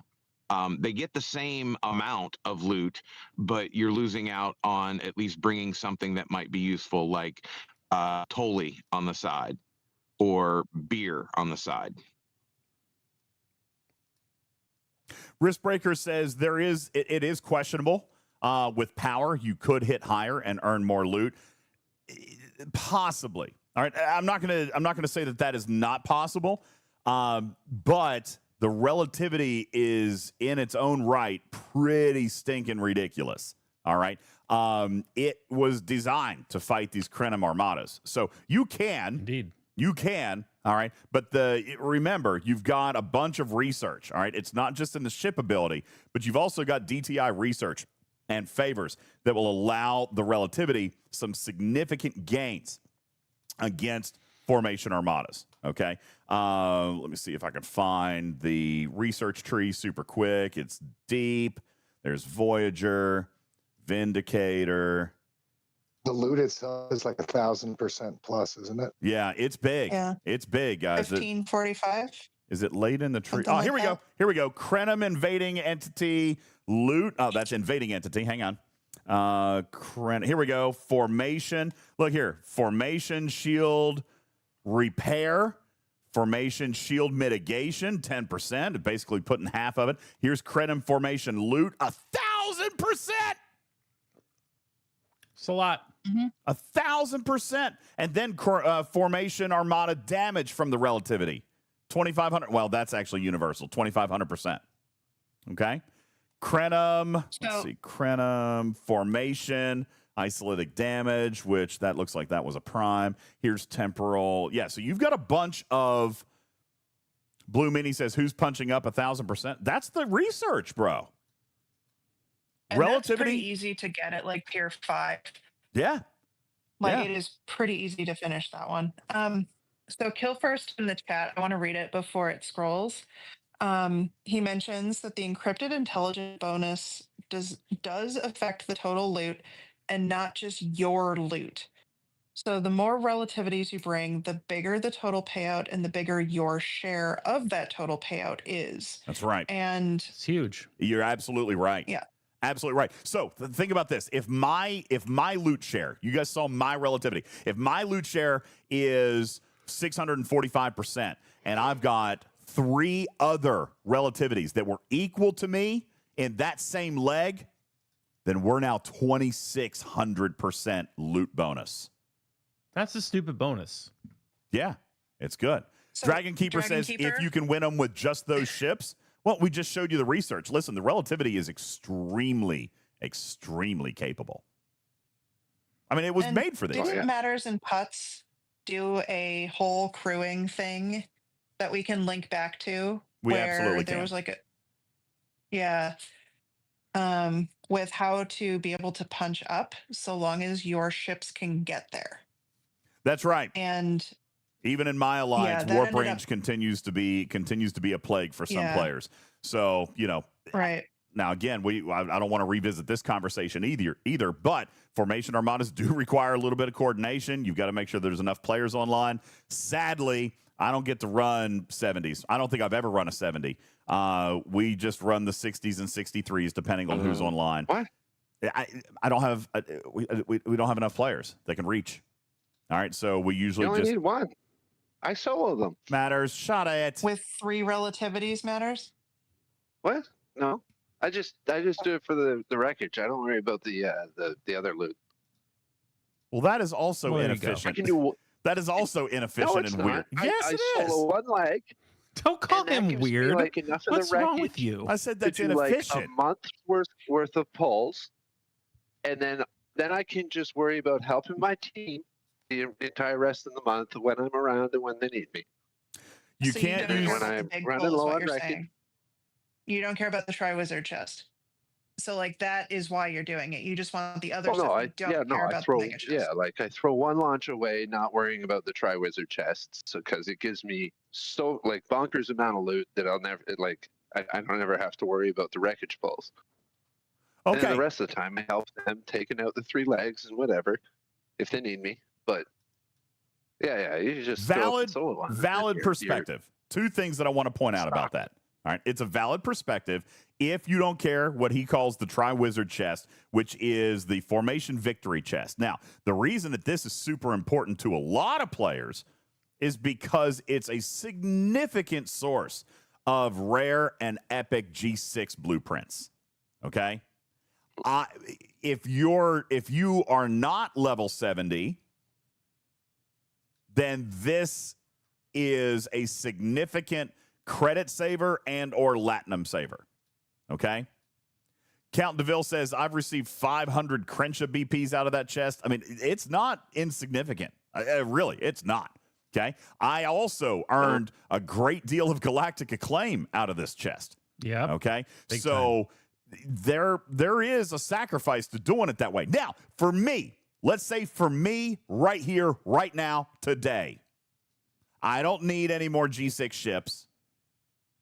I will probably eventually need a claim, but right now I don't. Then I could do Matters thing. This chest no longer matters to me. Okay? Agonor says, I'm up 68. I've got all 3 epics waiting for me when I get to 70. Then this chest may not be that important to you. Okay? But for a lot of players, it could be. All right? It very well could be. And Will says, I've built the Crenshaw and the Enterprise E free to play thanks to this chest. This is a very, very good chest if you still need it. Okay? If you don't, that's fine. But it's very important to put a disclaimer star on Matter's statement that this is what you're giving up if you decide to do it solo. Okay? Right here. Well, yeah, if I was soloing them all the time, but it's literally 1 launch per month is where I'm giving up the Tri-Wizard chest. All my other launches are with the team, going for the Tri-Wizard chest, and it's only on a month where I fly way up where no one else can go with their relativity. I solo 1 leg. I get bonkers loads of loots from one kill, and then I don't have to again for another month. Like, hey, I'll consider it. so I'll totally consider it if I'm not doing it I can do it. regularly. Yeah. Just If it gives me that people much are loot, running low on the wreckage pulls, which is what fuels, it gets you more relativity parts. It's what's actually fueling the loop more. If you're running low on that because your alliance is running with non-relativities, which is usually the people in that boat, then just one time go up, tell no one to come with you, hit the highest one that you can manage to solo all by yourself with just your relativity, even if the other legs aren't hit, and you'll get loot. okay. Well, I mean, listen, I'm going to try it out, especially if you're not doing it for all of them. Yeah, it's worth trying out because, look, I struggle to keep this thing fueled. All right. So, yeah, it's absolutely worth me looking. All right. I'll definitely check that out. But that By is, the way, those are the rewards and the loot. Now, hang on, Tarpy. There was one other question that I saw that I wanted to answer, and I don't know if I remember where it was now. So that was the one thing. Oh, Eviscerator. So here's the thing. Eviscerator won't rip other people up into the 63 and 70 systems unless they're already a G6 player. All right. With the level 60 system, you can rip G5 players there. That is why the Eviscerator still doesn't work a whole lot for these up here, because I may not have all G6 players that want to come up and run these things. All right. The Eviscerator, there's a generational gap between 60 and 63. All right. That I can't pull. I can't pull my team up if those are the people who happen to be on at that time. All right. Matters. Question for you. How high are you soloing, and what tier relativity are you using to do that? So you're saying that you can kill one leg of a level 70 formation armada, and what tier is your relativity to do that? Yeah. That's max now. Max now. Okay. Do you remember where it was that you could start doing that? For 70s, pretty close to max. I think it was like the last tier. And who do you have on your Maybe- bridge for that? Janeway Dr. DeJosh. Or not DeJosh, sorry. Janeway Dr. Gwen. Janeway Dr. Gwen. Interesting. Hey, I'm With the gonna give it a Tosh shot. might actually be a better option now. Yeah, I'm gonna give it a shot. Plugster I'm says going up I there can do right now. Plugster says he can do a 67 leg with a tier 12. That's where I'm at. So yeah, Riskbreaker says at tier 12 I can solo the 63 formation. Very interesting. I'm gonna have to check that out. No, I'm not gonna do it right now because we're taping a pod. I don't want to spend a bunch of time on it. We've got 4 other ships to get to. Oh, But actually, I'm not don't maxed want to yet. spend a I'm bunch tier of time 14. on it. Got it. I don't want to spend Tier more 14 time on it. We still, got not 4 other ships to get to. All right. So anyway, that's the relativity. That was the first one of 2025, and it was a humdinger. Great ship, actually. All right. With great rewards. The DTI faction store is chock full of amazing, amazing stuff, including tons and tons of temporal disruptors eventually. Great officer shards. I'll remind you that the officers are not on cooldown in this store. All right. And nor are those 2 artifacts if you want to store up on some of that juice. Absolutely. And I did not say the best ship this year, Dragon Keeper. I said, well, when it came out, it was a great ship. All right. It was the best ship to date that had come out. But it was also the first one of 2025, which is what I said. Then, Tarpy, we move on to ship number 2 of 2025. That was the Revenant, right? No, Revenant was December 24. Yeah. Junker was the next one, right? Yes. The Junker was the next one.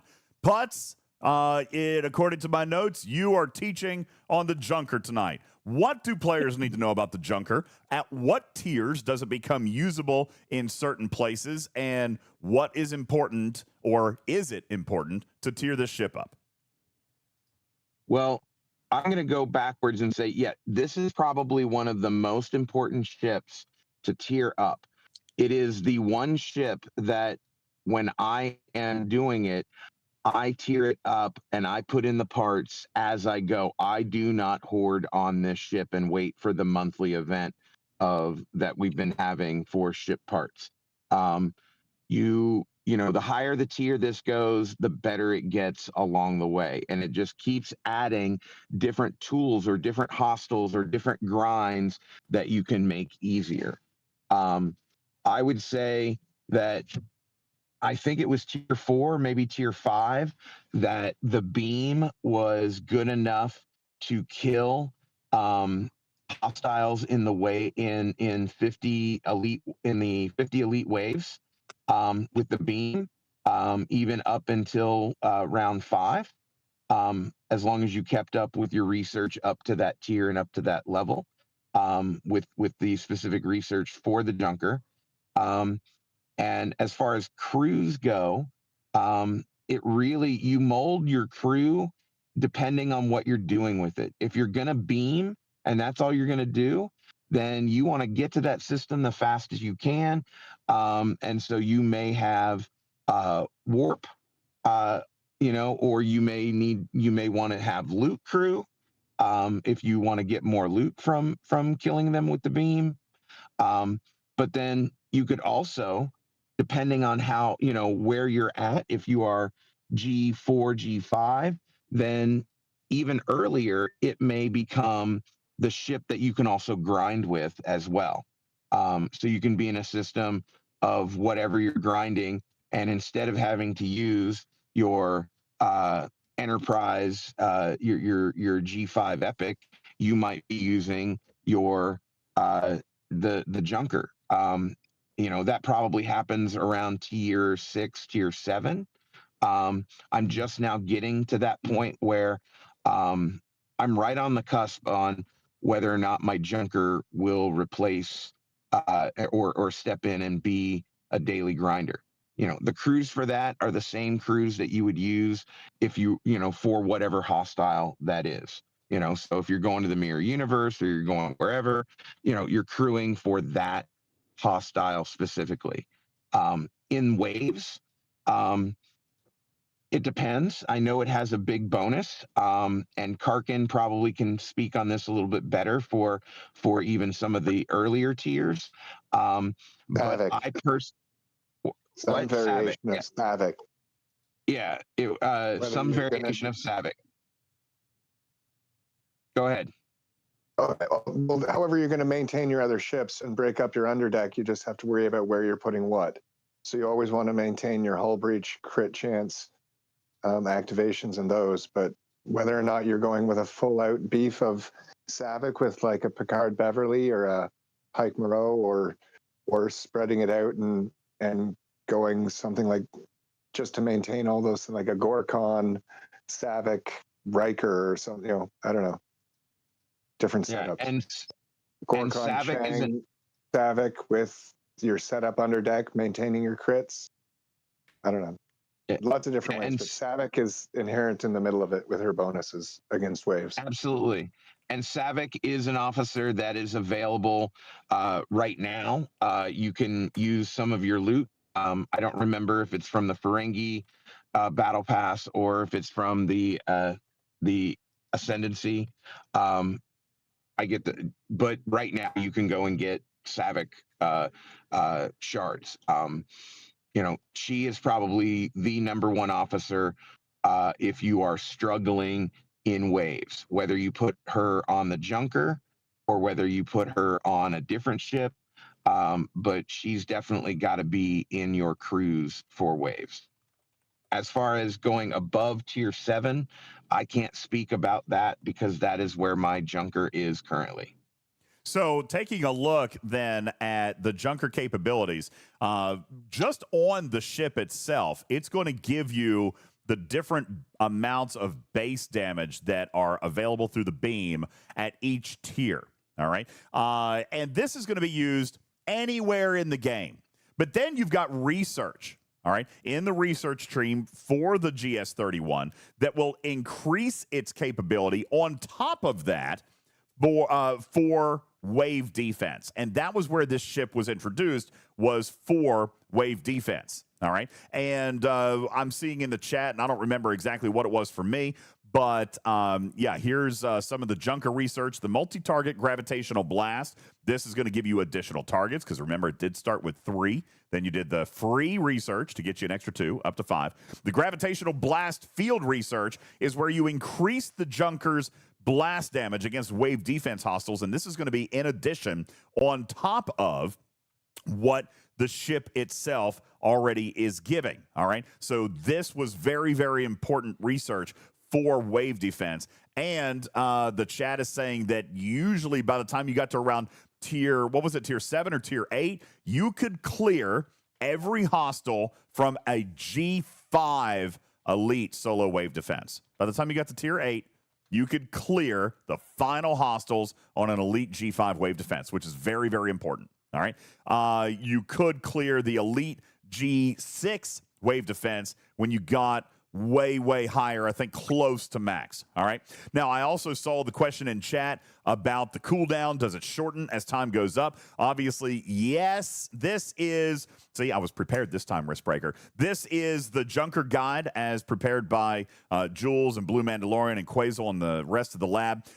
You've got down here the GS31 ship info, and you can see the cooldown on the beam as it shrinks as it goes up. All right, it starts at 6 minutes at tier 1. At your next ops break, which is tier 4, it drops to 5 minutes. Then it drops to 3 minutes at your G5 ops break. But when you max this ship out, it drops all the way to 45 seconds. Here to tell you, that is actually enough to use this beam in every single wave of a G6 elite wave defense if you time it out properly. Yep. Okay? There's 2 ways to play wave defense for me. One is fast as possible. All right, and then I'm going to skip every other round with the junker.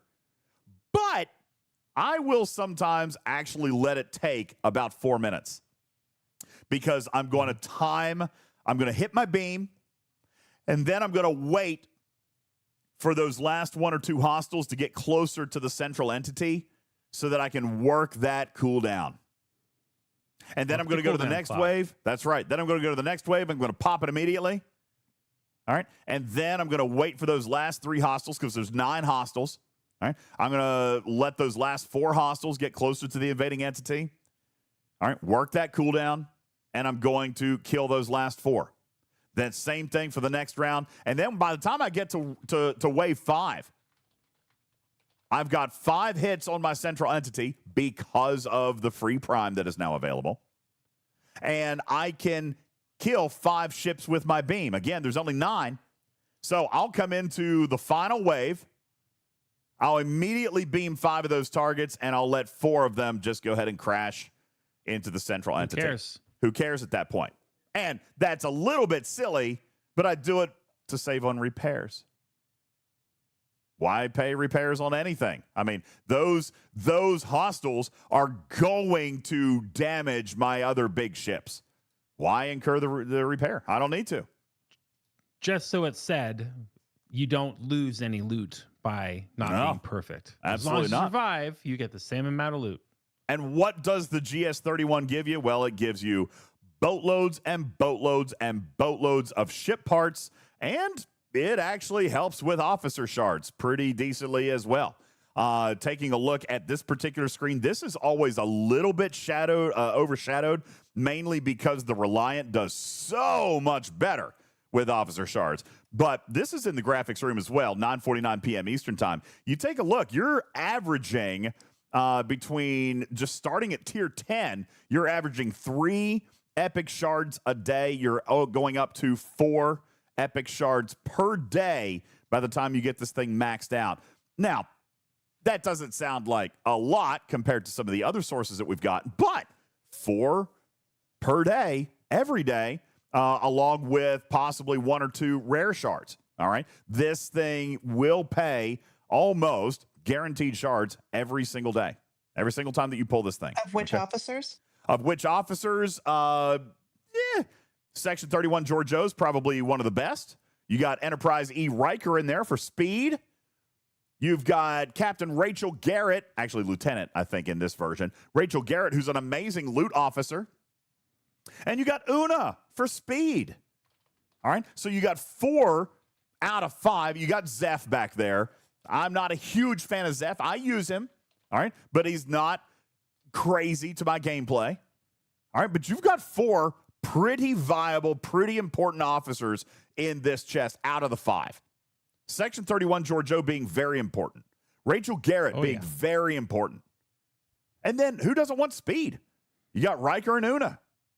Okay, that's right, Vic. Vanilla Ice Dude. That's Zeph.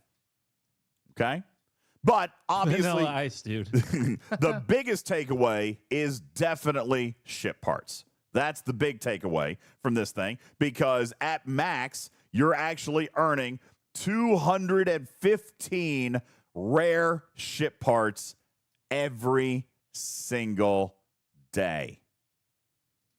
Every single day. And that is huge. That is bigger than it's ever been before.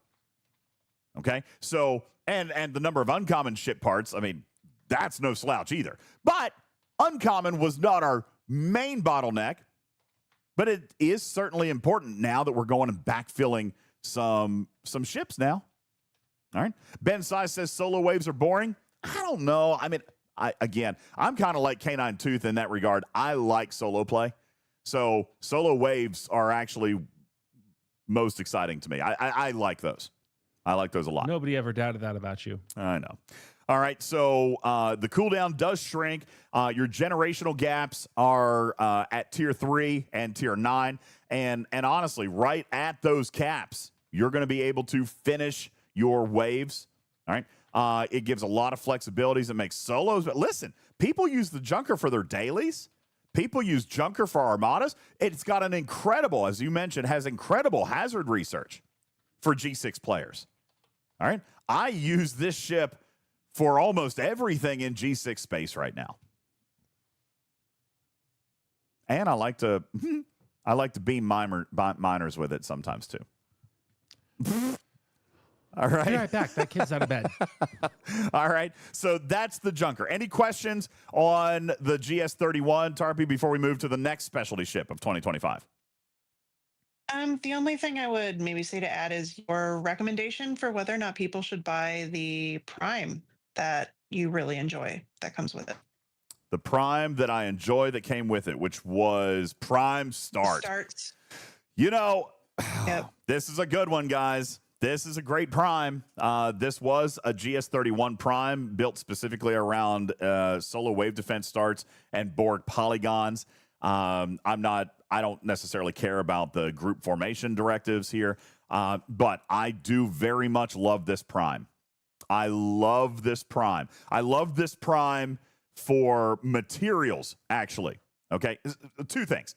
I love it for the Borg polygons, which is the Revenant loop, which gives boatloads of materials. And just as a quick reminder recap, that is in your refinery under Continuum, and you're specifically looking at the Borg polygon exchange. This Prime does indeed allow me to maintain double and or triple pulls in the polygon exchange. And this thing pays very, very well. All right. It pays very, very well. Not necessarily in the actual polygon exchange, but it gives me, 6 extra fabricator chips.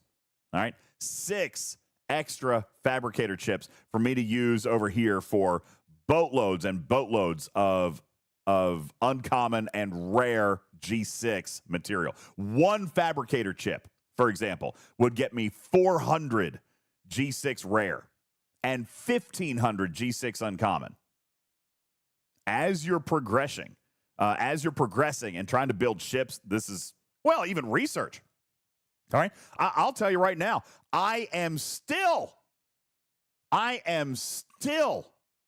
needing rare materials for a lot of the research that I have to do. Still to this day, rare material is a bottleneck for me in trying to catch up and do the research that is preparing me for G7. Okay? And you're right. There are chances. All right? There's chances, but the chances are not the worst we've ever seen. Okay? You've got a 33% chance at the uncommon gas and a 17% chance at the rare gas. All right? But this is also why I will take as many of these chips as possible. I will take as many of these chips as humanly possible because I am going to eventually strike gold. Jeff Games says it feels like 5%. Well, it's probably not. All right? But all the more reason that you want more chips so you can get more pulls, so that you can get more lucky opportunities. All right? And no one can deny that since the Revenant came out, materials have not flowed better. All right? Materials flow very, very, very well. All right? And then that's materials from the Revenant, but some people are going to argue that even the better piece is indeed in the Solo Armada, the Elite Solo, not Solo Armada, sorry, the Elite Solo Wave that you're going to earn from the Section 31 faction store. All right, which is where you're going to come in and, I mean, what isn't in here? Artifacts, tons of artifacts, tons of forbidden tech, tons of chaos. Actually, was there chaos tech? No, this was just forbidden tech, I think. No, there's Soren's Trilithium. That's a chaos tech, isn't it? I think so. No, maybe that's Forbidden Tech. Can't remember. But there is technology in here. Okay? You've got artifacts, lots of artifacts, great artifacts. Okay? Reputation. I personally source 1.5 billion reputation out of this store still to this day, every single day. All the best artifacts, says Lost In. All right? Field repairs. I said that and I was muted. All right. All field repairs. Field repairs all the way up to G6 ships. Sorry, all the way up to the epics, I mean.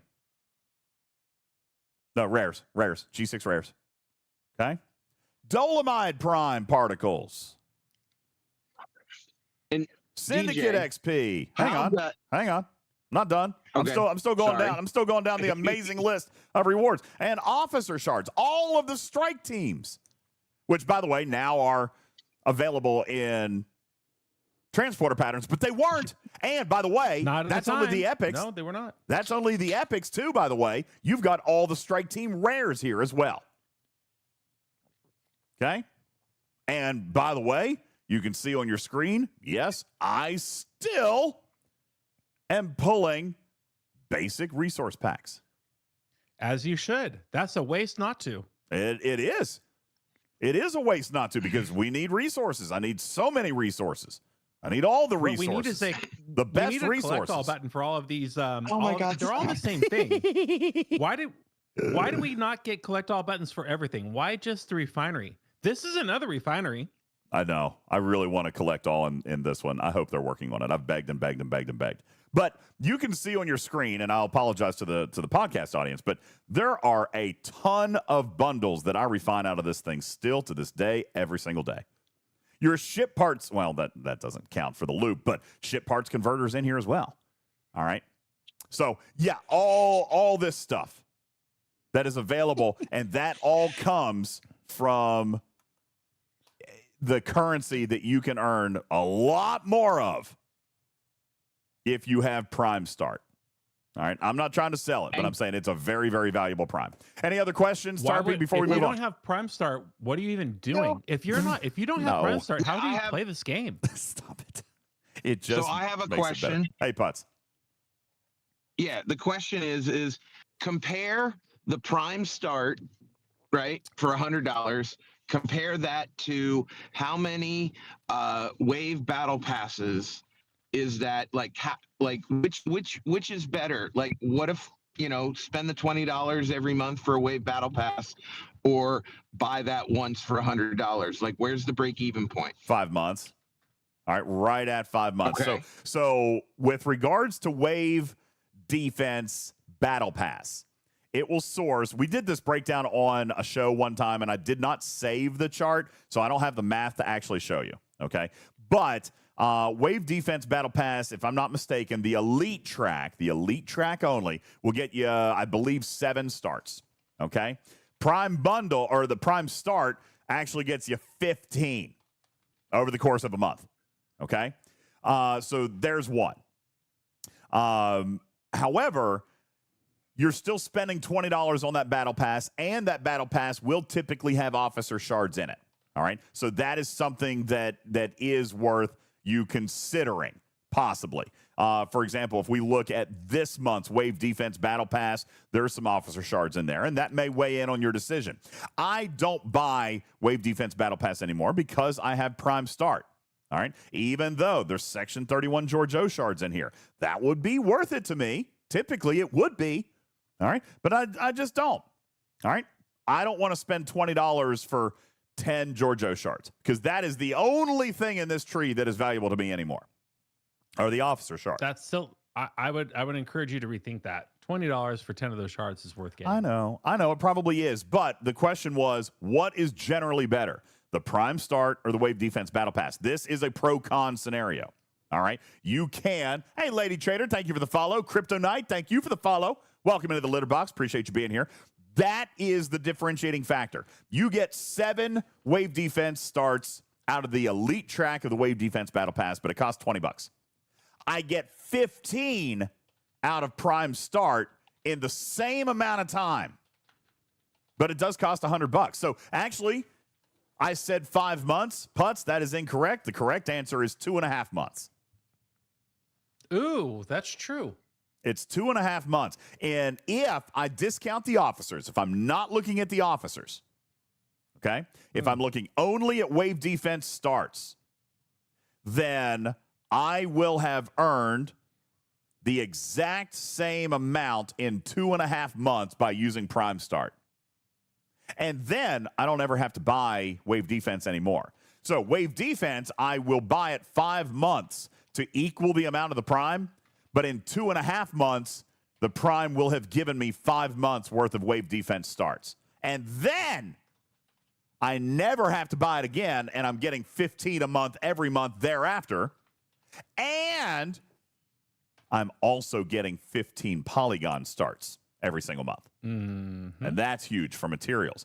And I should point out that even though in this month's off Wave Defense Battle Pass, we have Section 31 Giorgio, I'll remind you that running more Wave Defense is going to get you more Giorgio out of the refinery anyway. It's very true. Because Giorgio's and in that a one. very important officer in 2026. All right. So I'm not saying don't buy the Battle Pass. All right. But I am saying that long term, the Prime Start is significantly better. All right. Long term. But that's if you love that content and you're going to spend in it for a long time and play in it for a long time. And I do. All right. Mm-hmm. So, also, you're right. Chaos says Section 31 Giorgio is also in the depot tokens, so the Wave Battle Pass might have a little less value. That depends on how quickly you want to push that. You know, she is a very important officer, probably somebody that I should be focused on, but I'm not going to spend on that. That's what I was saying to Griffin a second ago. I don't think I'm going to spend $20 for those 10 shards when I can get it out of Officer Depot, and I can also get it out of the Junker Refinery, and, you know, with Prime Start, I'm getting more of those pulls, et cetera, et cetera. If you're not maxing Hugh out of the Officer Depot, what are you doing? Well, you have got to go in there. Everybody needs to stop their strategy and go max Picard Hugh with their depot tokens today. So, just a quick side note on that. All right, yeah, do it tomorrow. Quick side note on that. It takes 35,000 X-Borg credits just to go from Tier 4 to Tier 5. So, in defense of that, I am not doing it yet because I don't have the 35,000 Epic X-Borg credits. Okay? Yes, Hypodermics, tomorrow you're going to get your Ascendance of Chaos or whatever event that is. What is it called, Tarpy? Ascendance of Chaos. Chronicles of Ascendance. Chronicles of Ascendance. All right. Ascendance into Chaos sounds. I like that kind better. of like my life. Yeah. Yeah. All right. I like that. So yeah, tomorrow there will be the. Or as Mimi here points out, the irresponsible people should listen to me and just do it now. Yeah. There you go. All right. However, Pick Hugh is very important. So much more important now than he was last month. He's always been important, but he is extremely important now. Okay? Especially for G7. Especially for G7. Next ship. What? Okay. Are we done with the Junker? All right. Tarpy's moving me along. Okay. No, what? I didn't get to make my one sentence observation, which is all that is wrong. You can delete the last 10 minutes of the podcast. Just put 718 as the captain on your Junker, no sidecars, and just go and hit the kill 5 at a time button every 45 seconds. Done. I could have covered the Junker in 15 seconds. Okay. All right. In fairness, he's not wildly wrong. Crew doesn't matter when you're using the beam. I have in fact done that before, just thrown a common officer up there and send it up to somewhere else. However, I will also point out very quickly that loot crews do impact hostiles killed by the beam, as does Antics. Okay? So if I'm going to go hit Gorn and I'm looking for loot, I will actually load up an Enterprise E Rachel Garrett loot crew, 5 of 11 loot crew, Doctor under deck, beer under deck with the loot from the Gorn? What's the date on this podcast? September 2024? Yes, I still need Gorn stuff for the refinery so I can get the officer shards and the artifacts. Hey, pal. And the speed get ups. eviscerated. And the speed Get ups. eviscerated. Get eviscerated. All right. It's September 2024. My God. Thank you, Risk Breaker. Most of us do need that stuff, okay? We're not all... Servitude. Next ship.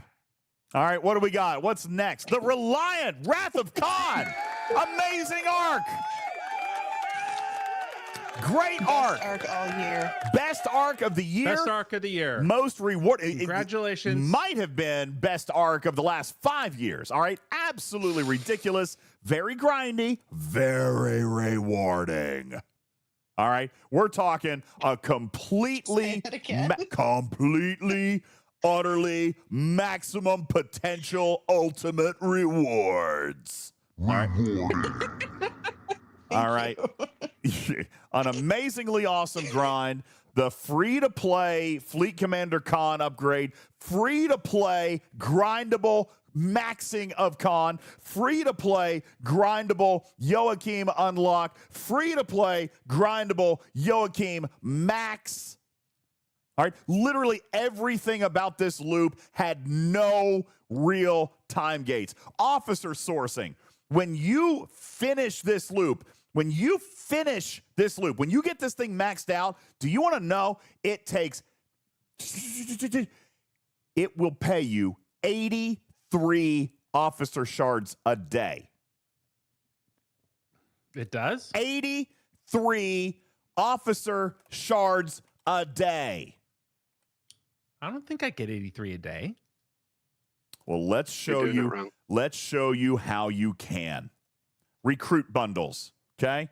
Okay. Yeah. Let's see. I might not be on the right slide. Jules made something for this. Give me a second. I'm going to find it.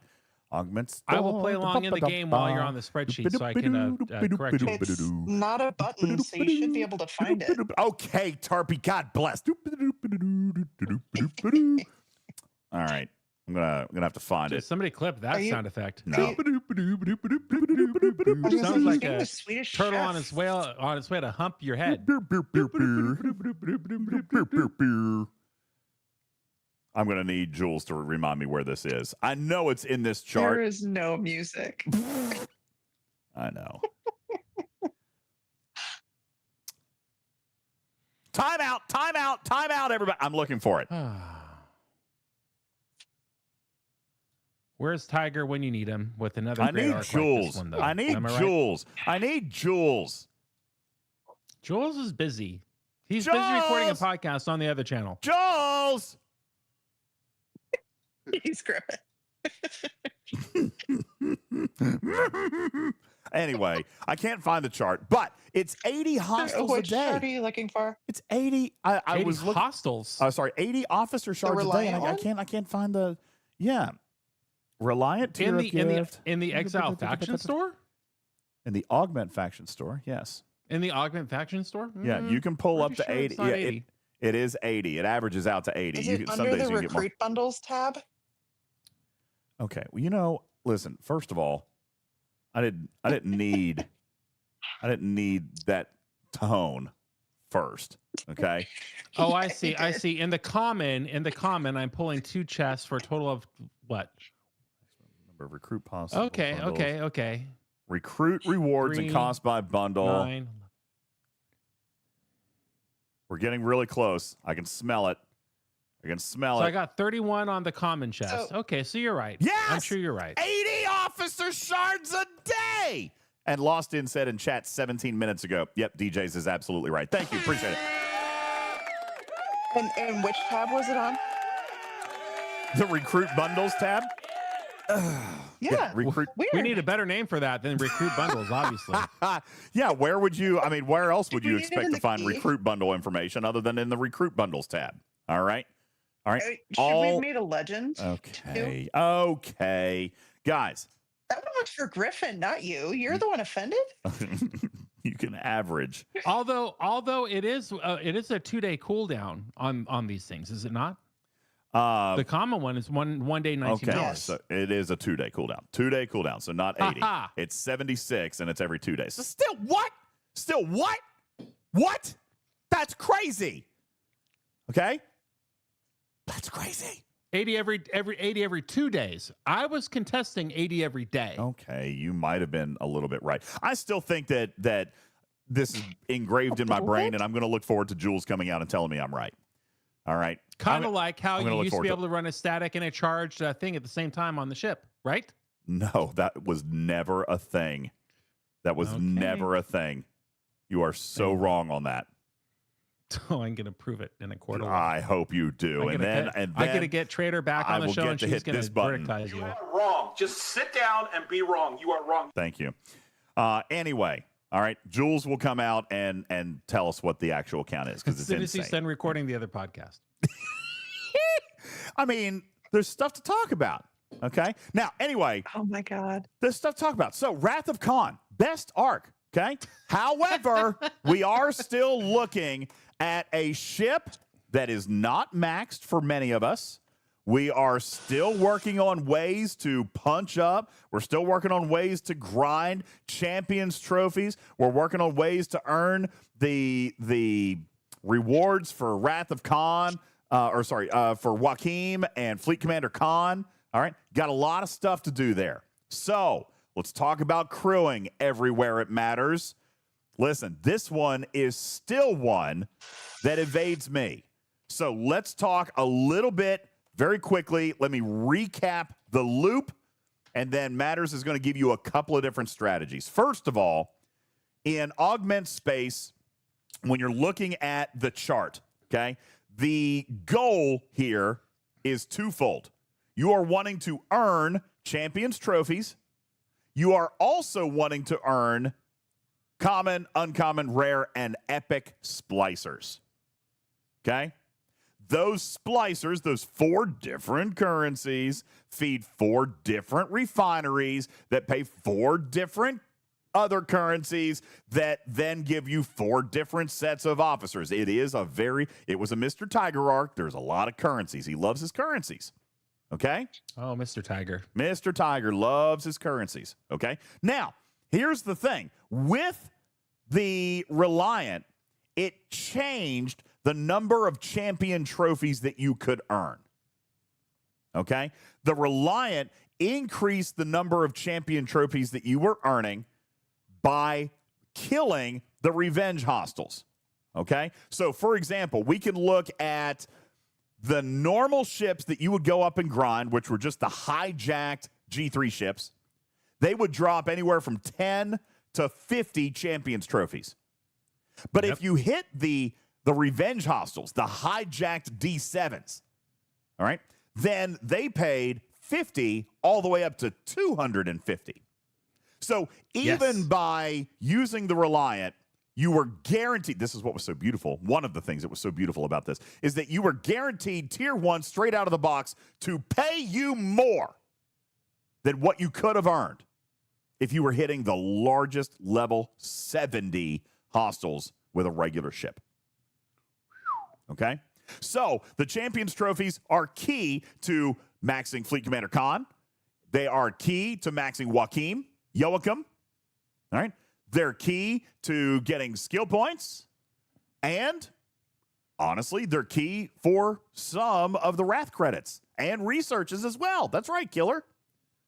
A lot of researches in their later stages take those hijacked insignias. All right? So very, very important. All right?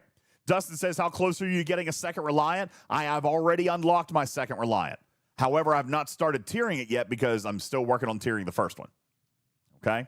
I've got to get it up. But hold on. They have 2 different currencies, though. You're probably on the epic for your primary, and you should be using uncommon for the secondary or rare.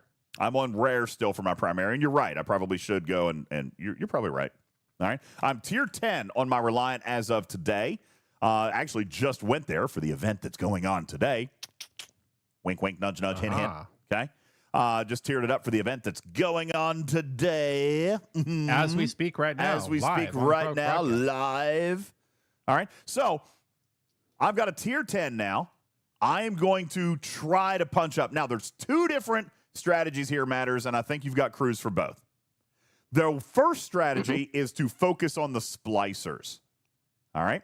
If I'm focused on the splicers, then I am probably wanting to punch up a little bit, because as I punch up within that generation, I'm earning more of that current material that I might be chasing. All right? So that's one. I might be trying to kill the most hostiles. I might be trying to use loot crew. Have no idea. All right? There's a couple of different things. We're going to let Matters talk about the splicer strategy in a moment. The second strategy is farming champions trophies. And that one could be a little different. Let me ask a question. If I can kill 10 level 40s, but I can kill 100 level 28s, what should I do? Interesting. Matters is going to have a strategy for you on that. It also depends on if I'm going to leave it out overnight, or if I'm actively playing, or if I know that I'm at war and I'm going to die in 10 minutes. That matters too. Okay? Couple of different ways to play this, which made it so great. Shout out Tiger. All right? Because there were multiple different ways you could play this. So Matters, those were the primary strategies. That's what you needed to get out of the loop, was champions trophies and splicers. How do I focus on both? Well, yep. Oh, there he is. Okay. That was your cue, baby. Welcome. What do you got for us, Matters? Thank you. So, like you said, there's a few schools of thought here. It depends on really what it is to do and what it is your goal is. So, if you're looking at trying to get splicers and you're not at war and you can leave it out all night, whatever, it doesn't really matter a ton what crew you use, because it does so well against these hostiles that if you just punch low enough, you'll be able to farm them all night long and not die. So a lot of people, they'll throw on like a protected cargo crew so that, eventually someone's going to see them there and hit them, but for the OPC splicers, but it'll take longer before they get to that point, before they become a valid target for somebody else, or a worthy target. So a lot of people do that right out of the gate. They just throw on that protected cargo crew and they leave it out, and they just collect boatloads of those trophies. Another option, if you're going for trophies, if you wanted to punch up a little bit, get a little bit more loot, you can go out for like a shield mitigation crew, like Strange New Worlds Pike, because he works really well in just kind of keeping you alive a little bit longer. If you wanted to punch up and just get a little more of the loot in your docket, playing actively, and you're able to repair it and send it back now and again whenever it dies. Lastly is a punch-up crew for it, which I have used since day one, frankly. I've slowly gained the trophies that I need, and Max, Joaquim, and a lot of the research by now. But so I use, it's a weird crew. It's Wesley, Bev, Harrison. Wesley is what I That is a weird crew. I knew you were going to do it. I remember you talking about this crew. I never used it. Does it actually work?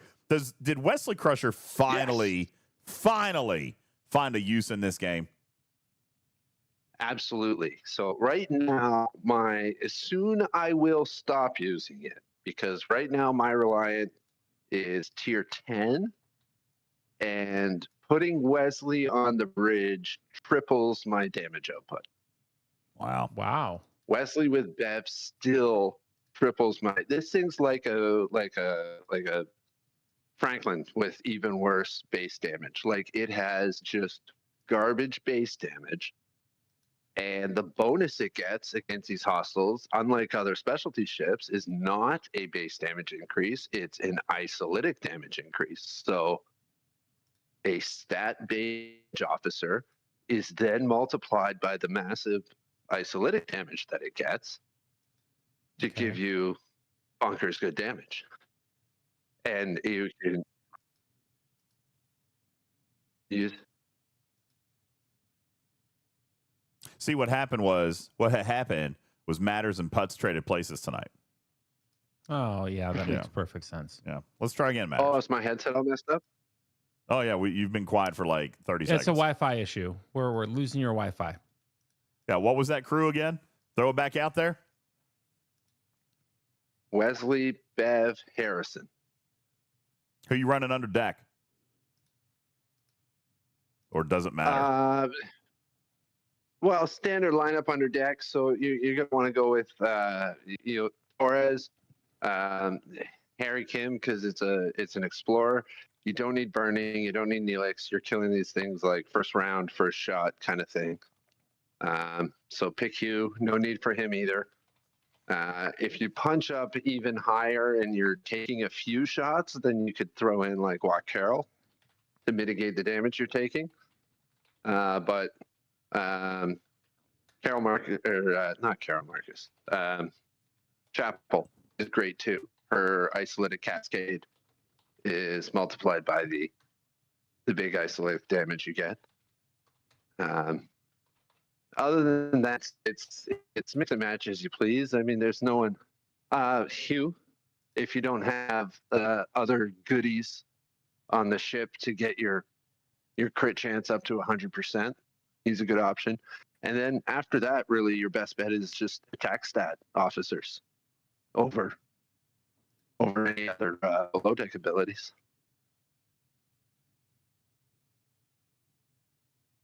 Well, that was a great segue handoff. Thanks, Matters.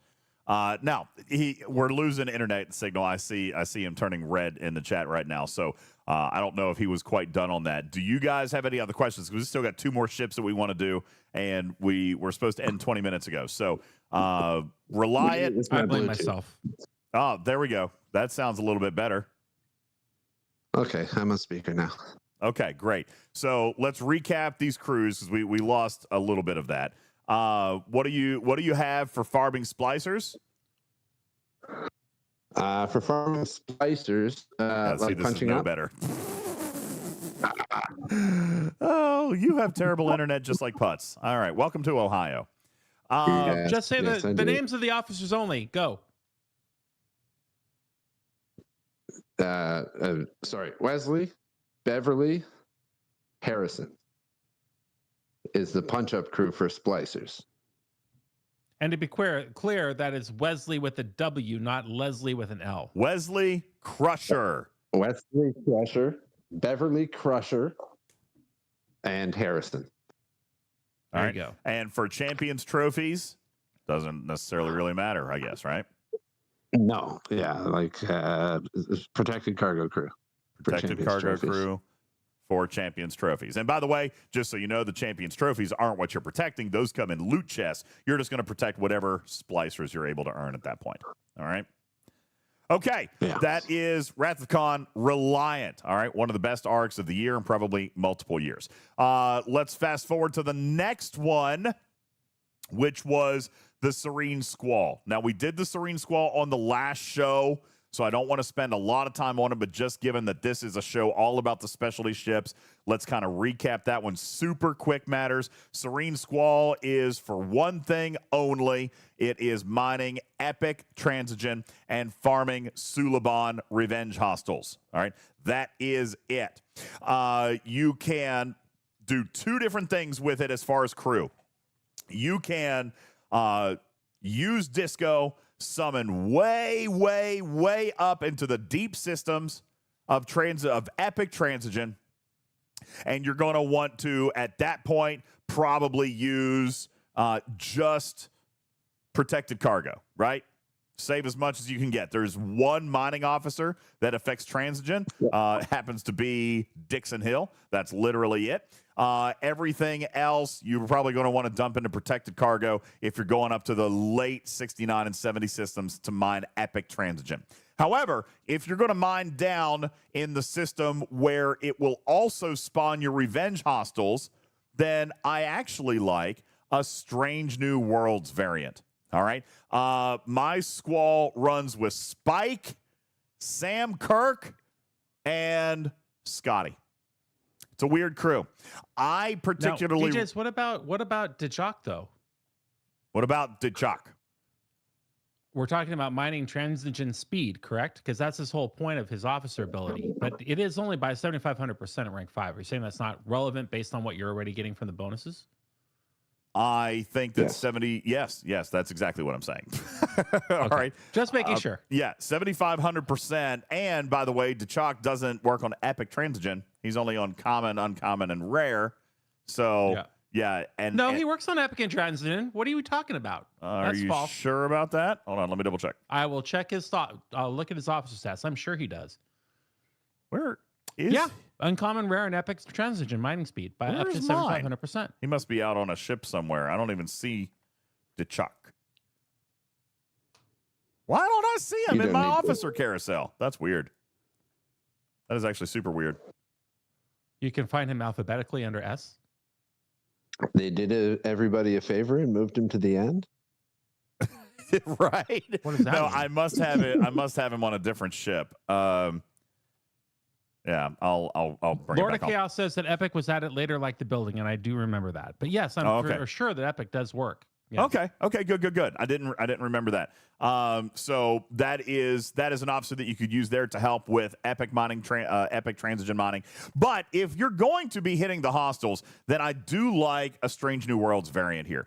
DeChalk absolutely could end up being an officer that you put on the bridge for some speed. However, speed is not necessarily what I'm after if I'm mining in the lower systems. See, again, you've got two different ways that you can work your Squall. One is to go speed and focus on mining, in which case you're going to summon to the larger systems. All right. But if you're going to hit in the smaller systems, you're going to mine, but mining is not the reason you're there.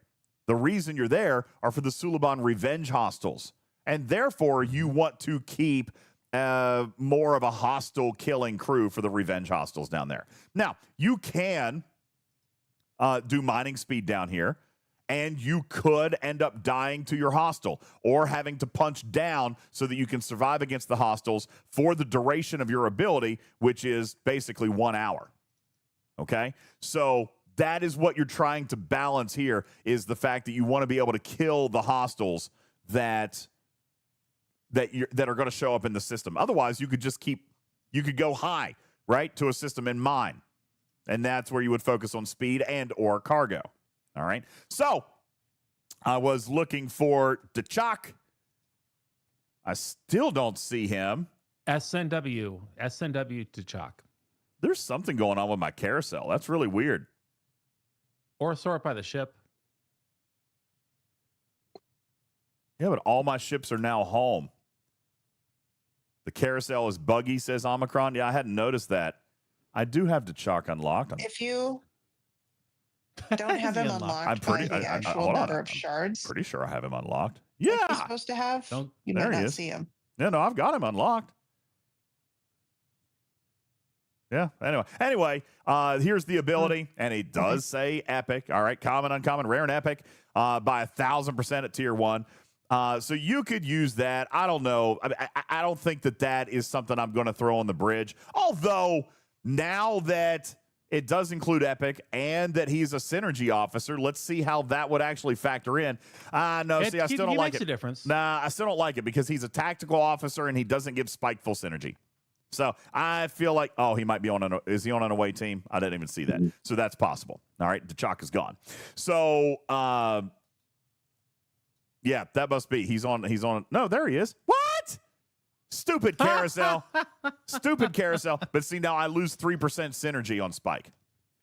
Okay? So I don't think this is the guy that I want to use, although it could be. Whatever. All right. Not for the purpose of we're teaching on, which is getting that revenge hostile splatted. No, yes. that's not going to help. I want to go. I'm focused on the revenge hostiles. So I go with this crew right here. And I've got Strange New World Scotty on the bridge, which is just giving me extra cascade damage against those hostiles. All right. And then below deck, Again, this is a passive crew for me. I'm going to send it out for an hour and not look at it. So I'm also using a couple of officers that I wouldn't traditionally use under deck. That is Strange New Worlds, Black Ops, and Benga. Sorry, whoever's making the noise. We're going to have to boot you. Who dat? That's Matters. You're being really... This is because you're messing with your headphone. You're messing with your headphone. Black Ops and Benga, Black Ops Chapel, and this is a weird one. All right. I do have Dazok here. That's weird. Why would I have Dazok there? To apply a state. To apply a state. All right. Except it doesn't necessarily super duper matter right now. I would be applying a state if I had a specific forbidden tech here, or a chaos tech, or research, or something to that effect. All right. But I am just applying a state. Dazok does not matter here unless I have something else. So this below deck, take it out, okay? This is not a suggested below deck for punching up against Suliban hostiles. But the bridge crew works great. And depending on what your priority is with officers, okay? Depending on what your priority is with officers and what else you're doing at the time, you could throw in BLT, Hugh, and Harry Kim and have a really nice day. You could throw in Savick, Chapel, and Balana. Even Joaquim. Joachim. Okay? Joachim. Even Strange New World Scotty. Plus the Forbidden Tech to double up on that. Strange New World Scotty I've got on the bridge. All right, so I'm not... No. You're talking Walk Scotty? Wrath of Khan Scotty. Walk Scotty. You could, all right, he's helping your shield mitigation a little bit. So, again, not necessarily a super important thing. Now, the reason that we talk about, and I see this right here, why would you want to punch up? Very good question. Why am I punching up? It's because I'm going to take a look at some of these hostiles. All right. I want to take a look at these hostiles and see what they're dropping. Now, the reason that I may want to punch up is actually really, really important when it comes to Epic. It's node size and node speed. It's not actually about the hostile, but I want to survive. Thank you, Wizard. That's what it was. I had Dazok there when I had Savick because she required a state. So if I'm going to run Savick, I've got Dazok. Good call. That's what it was. That's exactly what it was. I needed a state. So here on my Squall, I'm going to do that. I've got, I didn't have Savick loaded here, sadly, because I use Savick on other things now. But that's what it was the other night. You're right, because we were just tinkering with this the other night. Anyway, I'm after mining speed. Look, the Epic Transigen nodes increase in speed and node size as I increase my system.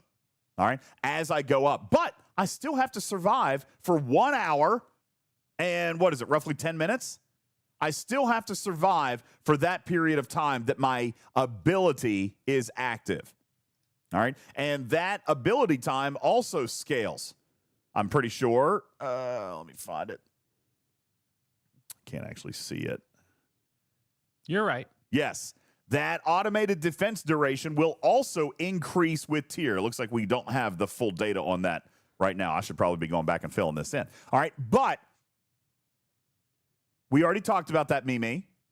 You can juke the chaser and mine in the highest system you want, but it may be about hitting the hostiles that you want as well. All right, so again, I'm not necessarily going to punch all the way down. I may be wanting to hit some hostiles that are going to give me more of the currency drops. All right, look here.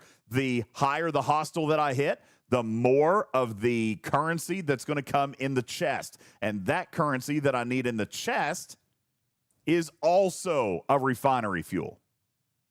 So again, it depends on what you're approaching with, right? If you're needing to kill the hostiles, you still want to punch up.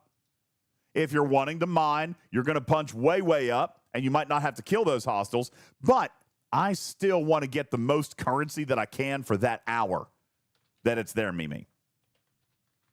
All right, and node size and node speed are going to be a bonus for me there, even though I'm using a PvE crew. All right, what does the Serene Squall pay? Well, the Serene Squall has a pretty nice refinery, and it's all about artifacts, depending on where you are with your artifacts, all right? The Transigen Refinery also is going to give you some skill points and some Latinum and things like that. Also, I think an underrated reward that comes in the Transigen Refinery is Forge Dust. All right? And you might ask, what does Forge Dust do? Well, for most of us, Forge Dust hasn't done anything yet. But Forge Dust is basically an instant jump, a discovery instant jump for a faction ship, which I hate warping. So I love stuff like that. Okay? I love stuff like that. And I mean, all my miners have it now, and I love it. Yeah. I mean, it's super big. And then I'm going to... There's also yes? a primary search with it in the aggregation tree. Which is? The forge bonuses. Going to look. Where for various levels of your forge, you get extra stuff. What extra stuff? Star Path tree, not aggregation tree. Thanks, Shiz. Oh, yeah. You got the forge claim unlocked that will give... Yeah. It says unlocks one-time reward claims when the transition forge building You is... should have claimed that. Yeah. And it's retroactive, too, which is the cool part. It does back pay. I remember that. What does it pay? Do it and go look. No, I don't It's want to worth do it. it. I'm saving my forge dust for instant jump. You can look without Well, I doing can it. go into mine and show you right here. All right, let's take a look at Griffin's screen super quick, and we'll take a look. All right, so in the Transigen Refinery, where is it? All the way at the very end, Transigen Forge material? No, that's not it. No, that's what you get for the thingy. Where is that forge dust? Oh, and the exos. Don't let me forget to come back at the exos. The exos are insane. Yeah, I just wish they didn't have a 1 week cooldown when they're used. Where is that forge dust bonus? Was it in the beginning, Tarpitude? Is this here? No. Is your building maxed? Yes. Oh, well, that's why it's That's gone. why you can't You've already see claimed them all. Oh, I already claimed them all, everybody. Sorry. All right. I would have showed I'll you. flip but, back to mine. I haven't even unlocked that prime yet, so I'll flip back over into mine. Transigen Refinery and go all the way to the very, very end. Nope, still not. Transigen Forge Preview. Nope, that's not it. Yes, it is. That's it? The Transigen Forge Preview? Or It's is it? also in the spreadsheet. And it is literally the preview, DJ. It is the preview. All right, so that's a weird name for it. So Transigen Forge Preview. There it is. So we're getting some extra rare Transigen, extra uncommon and common. A small spattering of materials. I do like the Sigma speed ups that exist in there. I gotta be honest with you. This is a one-time claim. It's a one-time claim. They're at different building levels. There are several of them. So if you look in the chart Okay. that Jules has, They're not a one-time claim, but apparently you run out of the claims, which is unfortunate and not explained. Here it is. The Transigen Forge reward one-time claim. I will take this screenshot and put it into the graphics room so everybody can see what it is all the way up. And this is for G3, 4, and 5. And then I'll grab the G6 chart right here, which actually pays a really nice amount of speed ups as you get it tiered up. right. So what are the building levels that it says on the left?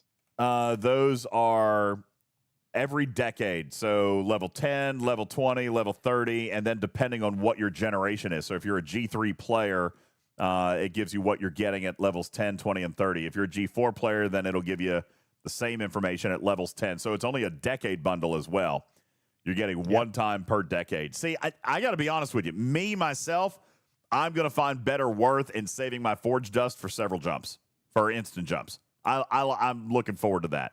But you can look at the chart and decide if you want to do it. For example, the level 60 for G5 looks like there's 3 total claims for that one. So you can actually pull that one 3 times. Same thing for G6 players at level 60 and level 70. Level 70 has 5 total claims. So you can take a look and see if it's worth it to you, but I also like the Forge Dust for the jump. And then, as Shiz points out, probably the most valuable item that comes in all of the Serene Squall refinery are the efficiency exos. And there are several specialty ships, including Mantis, Devore, Tally, Cerritos, Franklin, Voyager, Defiant, Eviscerator, Titan, Monavine, Borg Cube, Protector, NX-01, Relativity, and Vindicator. All of these exos provide ship part, specialty ship part efficiency exos available on the Transigen refinery. Do be warned, if you click one, it's a 7-day cooldown. Okay? If you click one, 7 days. 7-day cooldown before you can claim the next one again. Those are the specialty ship part exos. You also have Isolytic Damage, Apex Barrier, Reputation exos that are available. You've got Research Speed, Building Speed, Isolytic Damage exos that are available in different generations. All right. And by the way, the Research Speed, pretty nice. The Building Speed, stupidly awesome. Yep. Stupidly awesome. We're talking a 500% building speed buff to a G6 player. And when you're talking Sigma speed ups, that's massive. Absolutely It saved me 100 massive. million lat Oh, this weekend. Jeez. That's insane. Uh-huh. Okay. I mean, the speed ups are great all the way around. It's not just those, but even if you're building one of these specialty ships, DJs, if you click over to the whale cam, you'll see plenty of CEs. They went to the Jules Vernon Tarpitude School of Abbreviation for no reason. That stands for cost efficiency. Cost efficiency for relativity parts. Let's say you're working on the relativity. If I click on this right here, I get a immediate 12-hour, 25% relativity parts cost efficiency. So if you're upgrading a particular ship in the 40s or the 50s or even the 60s that you haven't really maxed out, come in here and pop one of these, and that will certainly, look at that, a 100% Devore parts cost efficiency. If you're in the beginning stages of playing, that will cut your time in half on building that particular ship. A lot of great value here. If you are like Griffin, the only one that I really come in here to these days and do is this FKR reputation. This gives me a 350% bonus. I can only do that once a week, and it only lasts, I think, for a couple hours, but it's worth it to me. I do it every time. Yeah, it's 2 hours. That's right. It's a 2-hour buff. Now, it's important to note a couple of things about these exos, which I will here in just 1 second. The third category there is ship research efficiency, basically for the same ones that we just talked about, the Protector, Vindicator, Relativity. The research tree currencies are also, they have exos there. So it does tend to lend itself a little bit towards hoarding and getting enough. For example, you might look at popping one of those today during your Ascendancy into Chaos event. All right. What was it actually called, Tarping? not Chaos. Just making up names. Chronicles of Ascendance. Chronicles of Ascendant event. Into Chaos. All right. I like the Chaos event. All right. Today's a great day to pop one of these, guys. A great day to pop one of these. Chaos. All right. Pop the Chaos. Why is that, DJs? Because today is the day where you actually have an event for that has a scoring metric based on specialty ship parts. Okay, spending specialty ship parts right here where it says Ascendancy into Chaos. Everybody can see it. All right, it says Chronicle. It's unload day. All right, Unload. Yeah, this is the blow your load on specialty ship parts day. All right, Cube. No. Reliant, Dauntless, Junker, Beryllium, Spheres for the Protector, Eviscerator, NX-01, Voyager, all of Revenant. Everything is here. See, this is a prime example of whale discrimination. If you have these ships maxed, you are scoring 0 points out of 17.716 million needed. Now, it's rude. You can Great still question. put mats and ships. You can. Great question. Whatever. Why would you use it today? Because you will score less. No. You actually have the same number of parts, right? You can spend the same number of parts. It's going to let your parts go further. You're going to get more upgrades. You can still, if you got 10,000 parts, you can still spend 10,000 parts. But what's that 10,000 parts going to get you? You can actually Unless you know you're going to hit an ops lock or something. then Fair. you're going to be stopped and you'll miss points. Okay. But then that's your choice or option to utilize the efficiency. Absolutely. So, All right. as an example, I Spox clubbed it today, and I could go from tier whatever it was up one tier if I didn't use the efficiency XO for my relativity. But that efficiency XO got me the next tier worth of parts. And so adding in the fact that I maxed my refine, so I redid a refine right after I tiered it up, and then I got more parts out of the Ferengi store. I ended up going up 2 entire tiers on my relativity today. I mean, that's very significant. And yes, Yeah. I'm not saying blow your load infinitum. All right. But if you want to get What? the 107, stop. If you want to get the 176 million points, then that's where you can start, stop. But you're still getting the same number of points for that score. You just want to make those parts go further. Okay.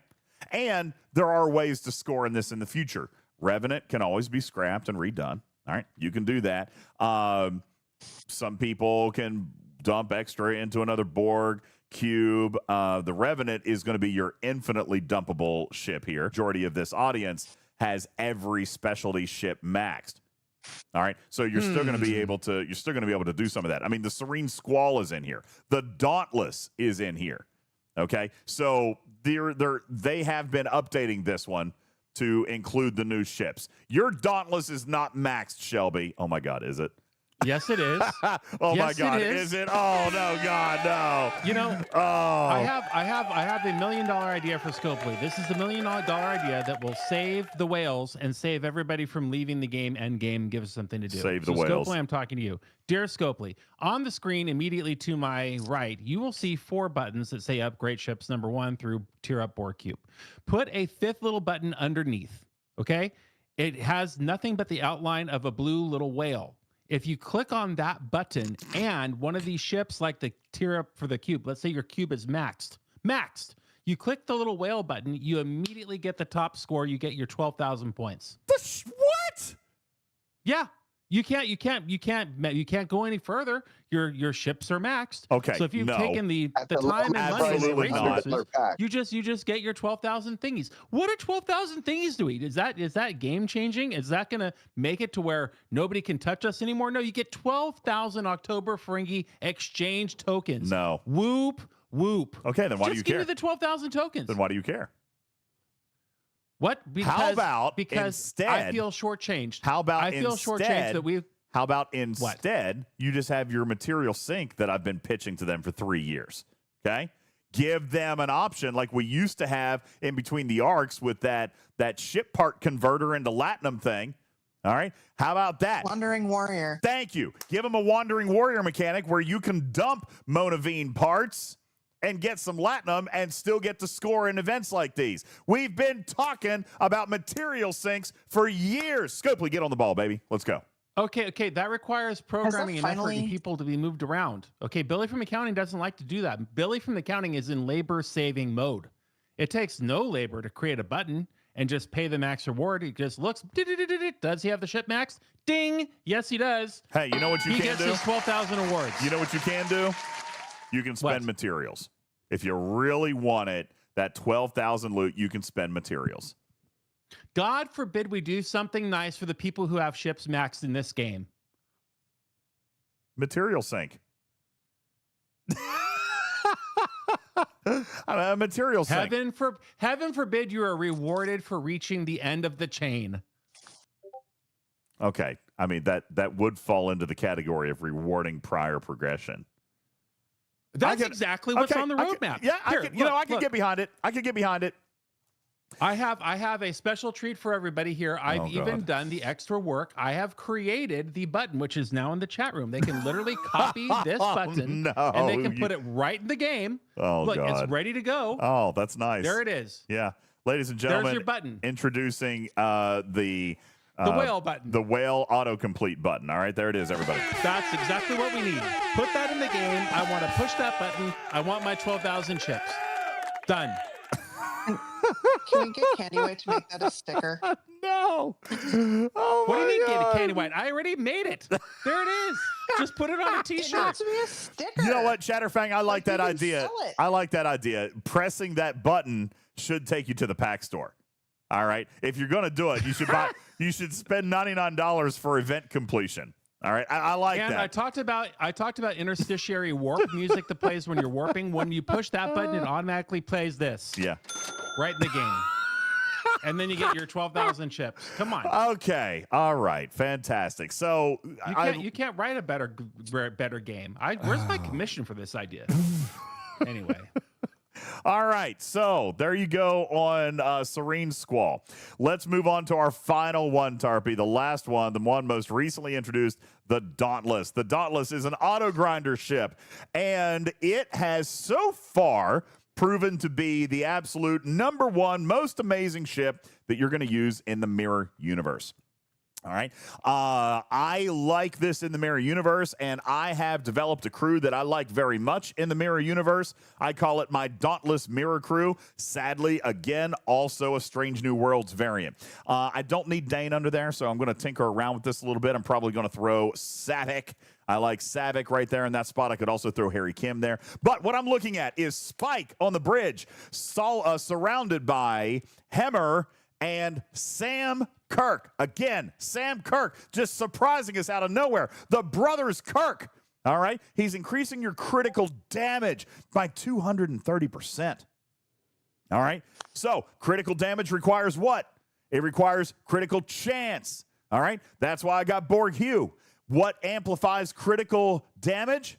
Hull breach. That's why I've got Belana Torres. All right. What increases hull breach and critical damage? Cascade damage. That's why I've got Savick. All right, increasing my cascade damage. This is all about maximum damage output. And whatever they're going to throw at me, that's where Spike comes in and mitigates my shield percentage all the way up to like, what, 1%? Or something like that. Now, here's the deal, Cruzito. He says, you want more speed? Not yet, I don't. When you max this ship, you are going to want speed. Right now, my Dauntless is only a measly tier 4. Okay? But for me, I'm wanting to punch as high as I kind of can safely go within my 15-minute timer that is still going to get me rewards that I like, whether that be reputation, whether that be speed ups that I'm grinding out of the G6 hostels and Mirror Universe. All right. This is where I am going with the Dauntless. All right. Matters, I'd be curious to kind of hear the way that you are using. Oh, he's gone. All right. He went to sleepy time. I'd be curious to hear, Tarpy, how you're using the Dauntless. All right. How other people are using this ship. I think Mirror Universe is pretty much universally the best place to use it, right? Mm-hmm. Yeah. I mean, mine is tier 1. Maybe tier 2.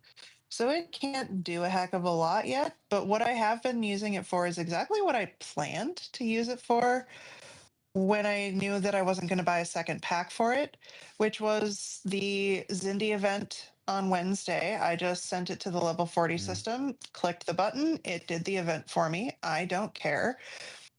It did the aggregation events for me that I needed to do. It did it did part of the Reliant related event that I needed to do. Mm-hmm. So it just ground stuff in the background while I didn't want to do those particular loops. I mean, it's exactly how the ship works is for me. advertised to us. It's supposed to do the old loops, old quote unquote, while you're exploring G7 space. That's exactly what you do with this ship. Yeah. Or, I mean, if you're if you're a G4 player or a G5, don't think that this doesn't have value to you. It still very, very much does. It doesn't mean, it's a time saver no matter what you're doing, whether it's G7 or not. All right. It's very, very, very, very big. Go ahead, Tarpy. Didn't mean to interrupt. Well, no. It was just I know that it won't be useful in the MU for me for quite a while.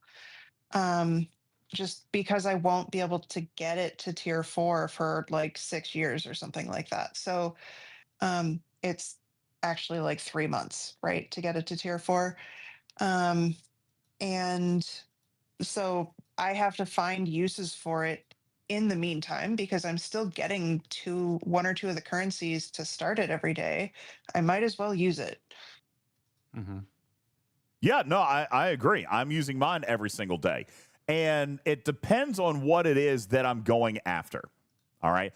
I have been focusing mine more in Mirror Universe. And the biggest reason for that is speed ups. It's so funny. Everything goes full circle, doesn't it, Turpy? I'm after speed ups right now. All right. So I am trying to really, really punch. And I'm trying to get to those 68s. Now, I saw the question, why don't I use speed and punch down? Because if I punch down in Mirror Universe below 68, then I only stand a chance at 5 and 15-minute Sigma speed ups. But if I can somehow get to the 68s, then I have a chance, albeit small, but I have a chance at a 15-hour speed up. All right. And that's exactly what I'm doing in 70s. And I'm getting about 15 of them per half-hour session, which is amazing. You're getting 15 hours? Yeah. 12 to 15. Definitely. The 70s just pay out. They're crazy. And I normally run a full loot crew with the exos popped for the faction rep, and I'm pulling about 108 million per hostile. 200 hostiles in a half an hour. I'm getting those 12 to 15-hour speed ups, and around 20 billion per run in faction rep. So overall, it definitely pays. Yeah, absolutely. We were talking, we've got the Dauntless sheet here as well, and about the time that it does. But when we were looking at this particular Dauntless, and actually, I don't know if he put this in here. I thought that he had. We were doing some reputation calculations, and I don't see that may be in here. But he said he was still working on that because it hadn't gotten as far as he wanted it to, and he's had a lot of work. Okay. Well, there is definitely a lot of reputation to be had. Now, this is way late. Sugar Red says, what? 15 hours. Yeah, well, his Dauntless is maxed, and he's going the full duration, which is almost 30 minutes. All right. When you take a look at the Dauntless abilities, just like the other ships, they increase in duration as you tier the ship. So you'll look here. I mean, listen, the designers of this ship obviously wrote this thing for Mirror Universe. Yes, they did. All right. At max, the ship can shred the 70s, farm speed ups for days, and gives you 30 minutes. Which is the same amount of time. Well, actually, technically, you're in Mirror for 35 minutes now, I think, right? Is it 30? No, 30. It caps 30. at 30. 30. It is the 30. Okay, I thought it went up to 35. Okay, so 30 minutes and 30 minutes on the Dauntless. What do you know about that? Crazy. Okay. Winky dink. Kwinky dink. I think not. All right. It also gets you a loot bonus. Not that that's probably a super huge thing, but hey, for people who are farming rep, right, Griffin? People who are farming rep, then you get the loot bonus, any loot bonus as well. And by the way, reputation does fall into the category of any loot. All right. And what's the name of that loot bonus ability? It should be one of your favorites. Loot bonus ability? You're talking to me? Ass expansion. What's the name? Aft expansion. Yes. Oh, aft expand. Yeah. That's what I said. Yeah. It's why I call the ship Chipmunk Cheeks. Yeah. And I don't specify Aft what kind of cheek. expansion increases loot drop from hostiles. All right. And it goes all the way up to 225%, Shelby. Okay. So this ship is also very, very, it's got very potent research that goes with it. And it will be very well benefited by a Cerritos and a Fortify from your Titan, if indeed you wanted to try to do that. As a matter of fact, this exact same crew right here, was able to last the full 15 minutes against level 70s with a max fort and a Cerritos boost earlier today. All right. So, I mean, if you're looking for a place to spend your max fort and you're not necessarily going to do it on anything else that day, well, maybe you could run out and do that. All right. And maybe then I can get 15-hour speed ups. Maybe that's worth my max fort that day. All right. Although I'm not going to get 30 minutes Griffin killed how many hostiles to get that 30? Those 15. 220. Drops? 220. See, In 27 and a half minutes. Yeah, so I'm gonna get a third of that at tier 4. All right, because of my time limit. By the way, I'm only going to have 14 minutes, so I'm not going to get as much. Okay, but that is a great place to use it. But as Tarpy points out, there's a lot of wonderful places to use it, and the crew that you're going to use is going to depend on where you're using it. All right, there are absolutely scenarios where loot crew could work on this guy. The spike crew is phenomenal, but it does depend on your target. All right. Let me ask, based on the ship ability, what would you not want to focus on?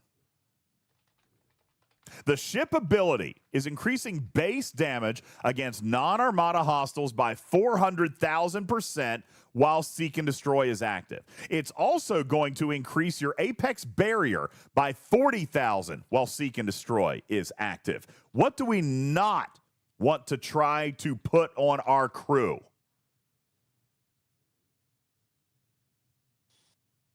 Apex barrier or base damage. All right. No abilities in the game are going to make a hill of beans difference when you're looking at a 400,000% ability to base damage. Okay. Now, that doesn't mean avoid damage. You could look at damage modifiers, cascade, critical damage, and then therefore hull breach. Okay. You could look at mitigation, but probably not super duper important, but can help. All right. But you're certainly not going to be worried about barrier. All right. Cruzito says, would you want to use the Matters crew of Wesley Bev Picard? That does base damage, though, doesn't it? So, no, you don't want that, Cruzito, because that does base damage. All right. You need a damage modifier. You do not need more base damage. And that's right, Killer. It would be pointless to add 1,000 barrier to a 40,000 base, so don't do it. It would be pointless to add even 100% base damage increase to 400,000%. Let me ask, is it worth it to use a 350% exo comp for damage boost? Nope. Sure isn't. Okay?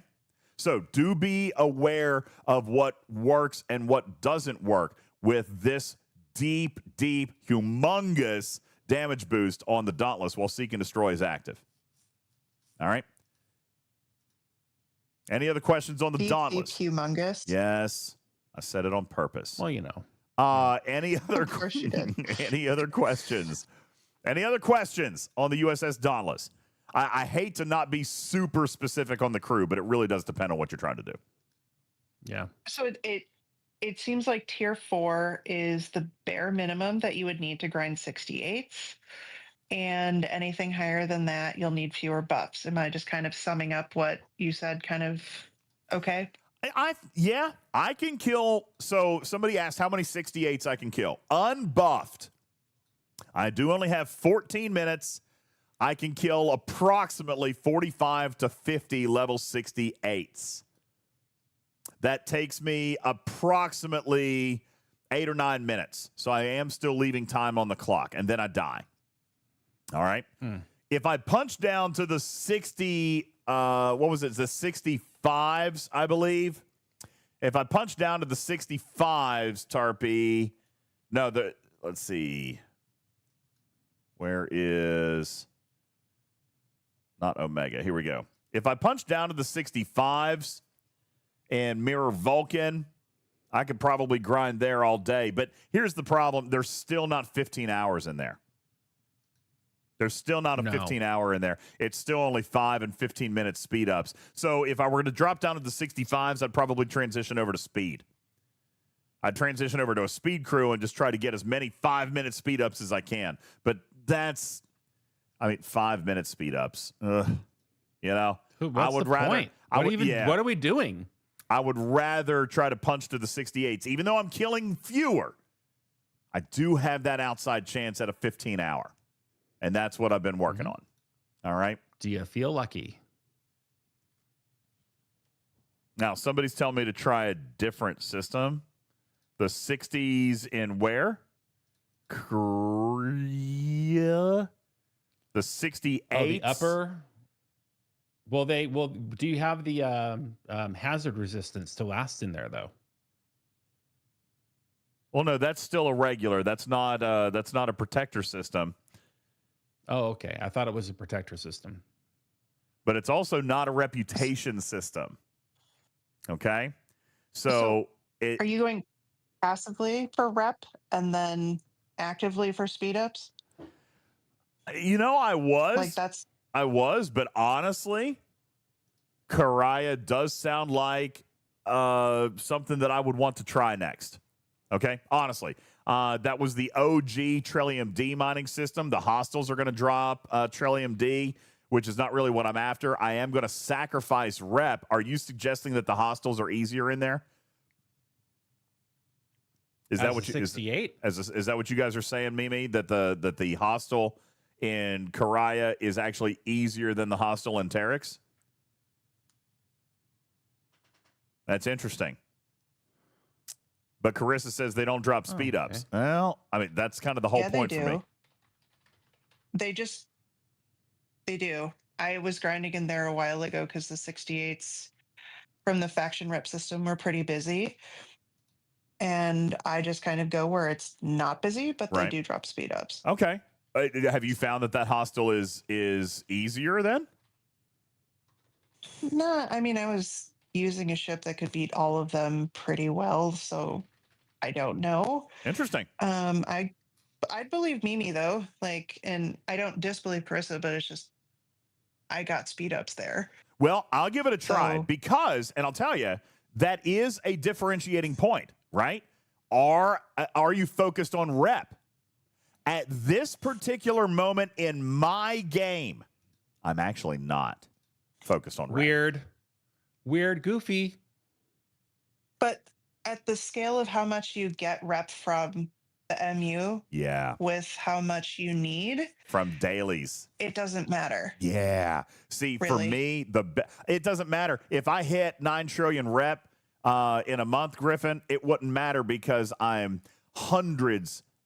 billions of latinum away because of my speed ups. I need the speed ups. Now, Gimon, you're absolutely right.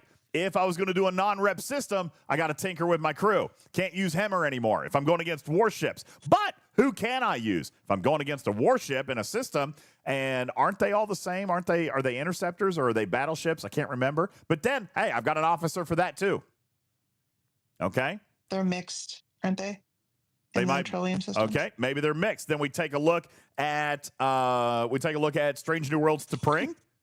You guys like to Pring, increasing your mitigation by 1,500% of defense against the hostiles. All right, that would work great. You could also potentially, I've used Palia before.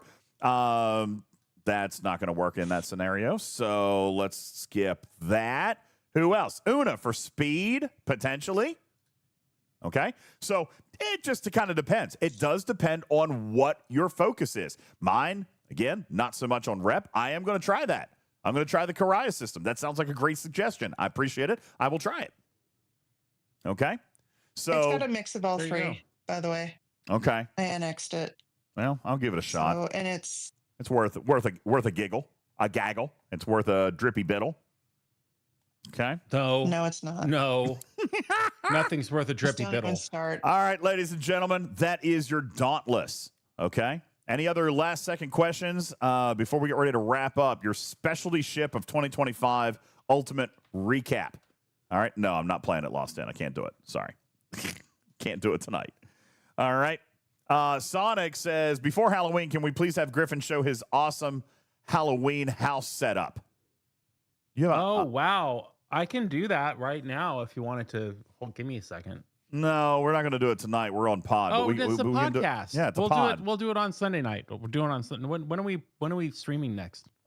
Just for Tuesday? funsy streaming, I'm probably going to funsy stream on Saturday, but it will be it'll be a Fortnite day. I've got to play some Fortnite. I haven't played all week, and I'm missing it. I'm missing Demon Rush, and I need it. I need it in my life.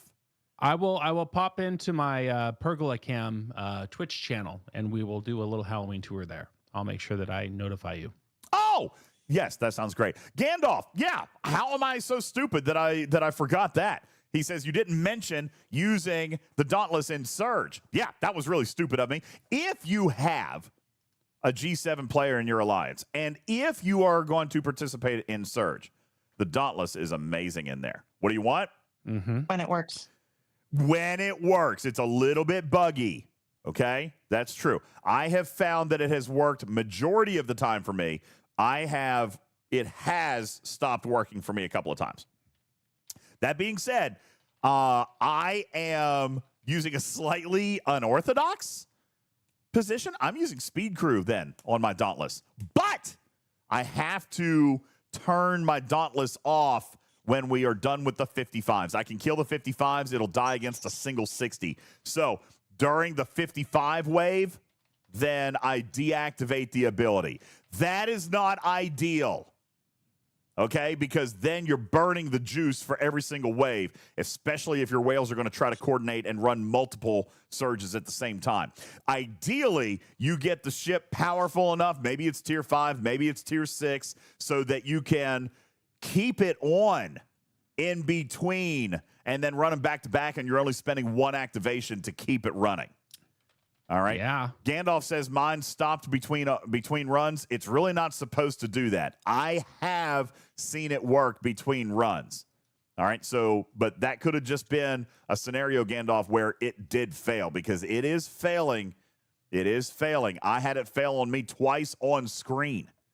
Okay. Yep. So, but yeah, no, IJ says it stopped for him. Broken Wolf says it stopped for him.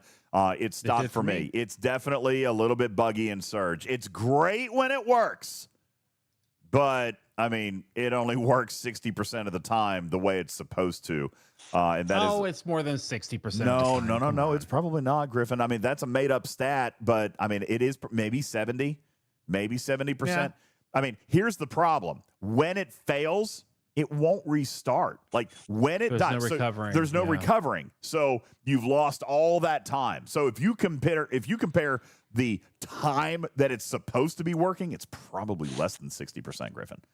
All right. Because if it fails at minute 3, then you got 3 minutes where it worked and 11 minutes where it didn't, and now you're down to 20% efficacy, you know? So that is not always true. One time in Mirror the other night, I did have it stopped on me at like 8 minutes in. I was able to, it stops moving. The timer was still counting. I was able to cancel my ASA and then start another ASA, and it did pick right up where it left off. But you just spent a second juice, right? And that's what we're talking and that's about. Different than surges. And you can still cancel it in a surge, and you can still start it again. But I mean, you can still do that, but it's just buggy. You have no guarantee it's going to work. Right. The people who I saw say that it didn't work, they couldn't get it to start at all again. So that's basically a wasted ship and a wasted entry ticket to that surge, and however many other ones they couldn't bring another ship to. Mm-hmm. That's the bigger issue. Now, when mine did fail, I still left it in there, and I was able to restart it on the next surge. Okay, so you can still reactivate it, but yeah, no. Listen, it's buggy. Okay, it is buggy. I'm not satisfied with how it's performing in there. I don't think Scopely is either. I know that we've been talking about it. I mentioned it again today. So it's not working great in Dauntless is not working great in Surge. It works great when it works, but if it gets hung up, then like Tarpy says, it's a waste of currency. 2 different currencies, and that's very frustrating. Yeah. So that's extremely frustrating during a surge. So anyway, wow. Gandalf says, has anyone tried a manual target to see if it gets it going again? It does not. I think I did. Yeah, and it didn't go. It didn't go. So yeah, that's a little disappointing. But I mean, still, the ship is great. Don't get me wrong. But yeah, in its primary feature, it's still pretty messed up. So all right. Any other final questions? Nice Forgotten show. Sec has one. Yes. I haven't seen anything in whale chat. Have you, DJ? What? Forgotten Sex says, any ETA on that Serene Squall auto recall bug? No, I have not. I as a matter of fact, that was brought up again today. They had no update. It was still being investigated. There was no update on it, which is very, very frustrating. Yes. Yeah, bugs. Anyway, okay. Any other final questions? So Gribster has been, and a few other people have been asking about the time to tier up. And this conversation today was less about that and more about how to use the ships. I know that that is not super great to hear, but the ships are slow. The Squall is slow. Vindicator is Slow. past slow. And the Dauntless is slower than the Vindicator. So, like, this show was intentionally more about how are people using it where it is, because Scopely has been showing with the Vindicator that they don't want to speed that up. I don't know. I don't think I agree with that. Parts have been showing up Other than the EXO, but no, that's you've got the only thing they've added. No, it's not. You've got the Ferengi Battle Pass. You've got the Interstitial Battle Pass. We had the Farmer's Harvest Battle Pass. Vindicator parts have shown up in all of those.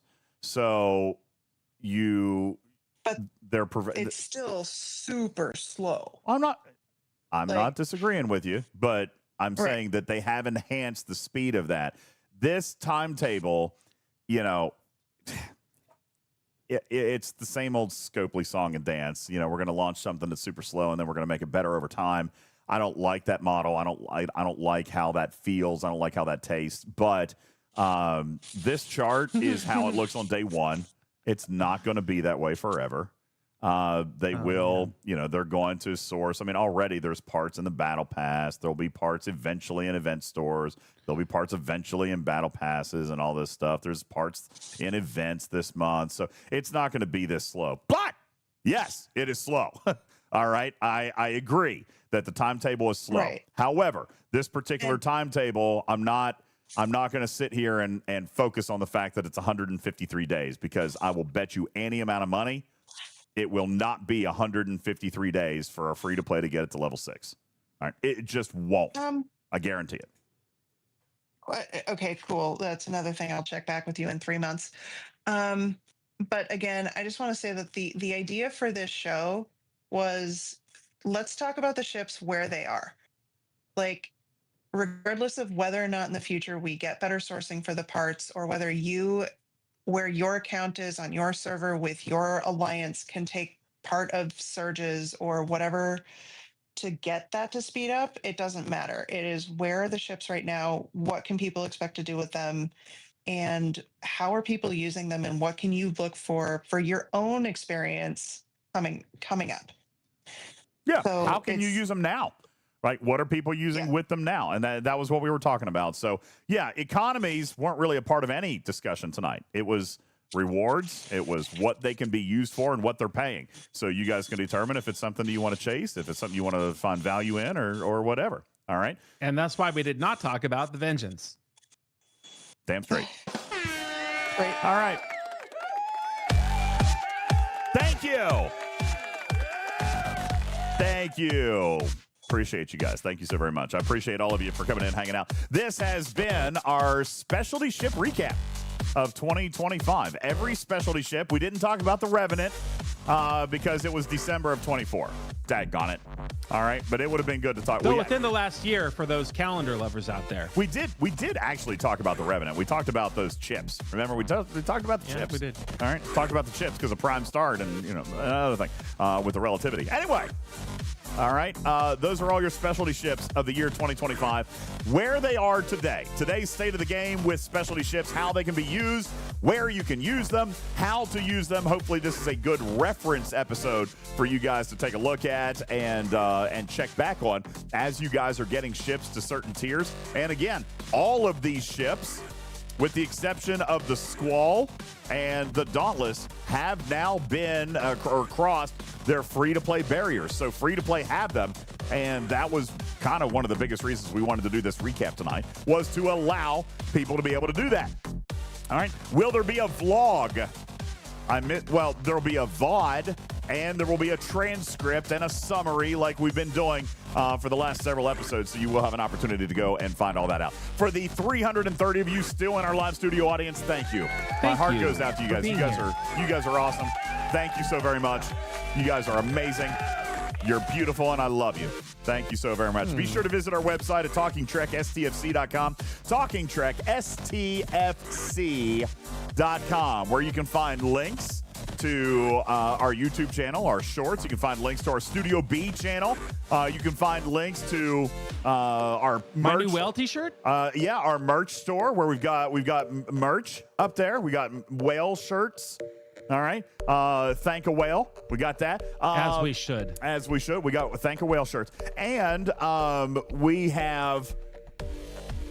Oh, the Patreon. Yeah. Oh. Hold on. Let me say thank you. You know what? I really actually need to get back to this, is thanking all the Patreons. But right before we went on the show tonight, I actually got a message. Let's see if I can find it.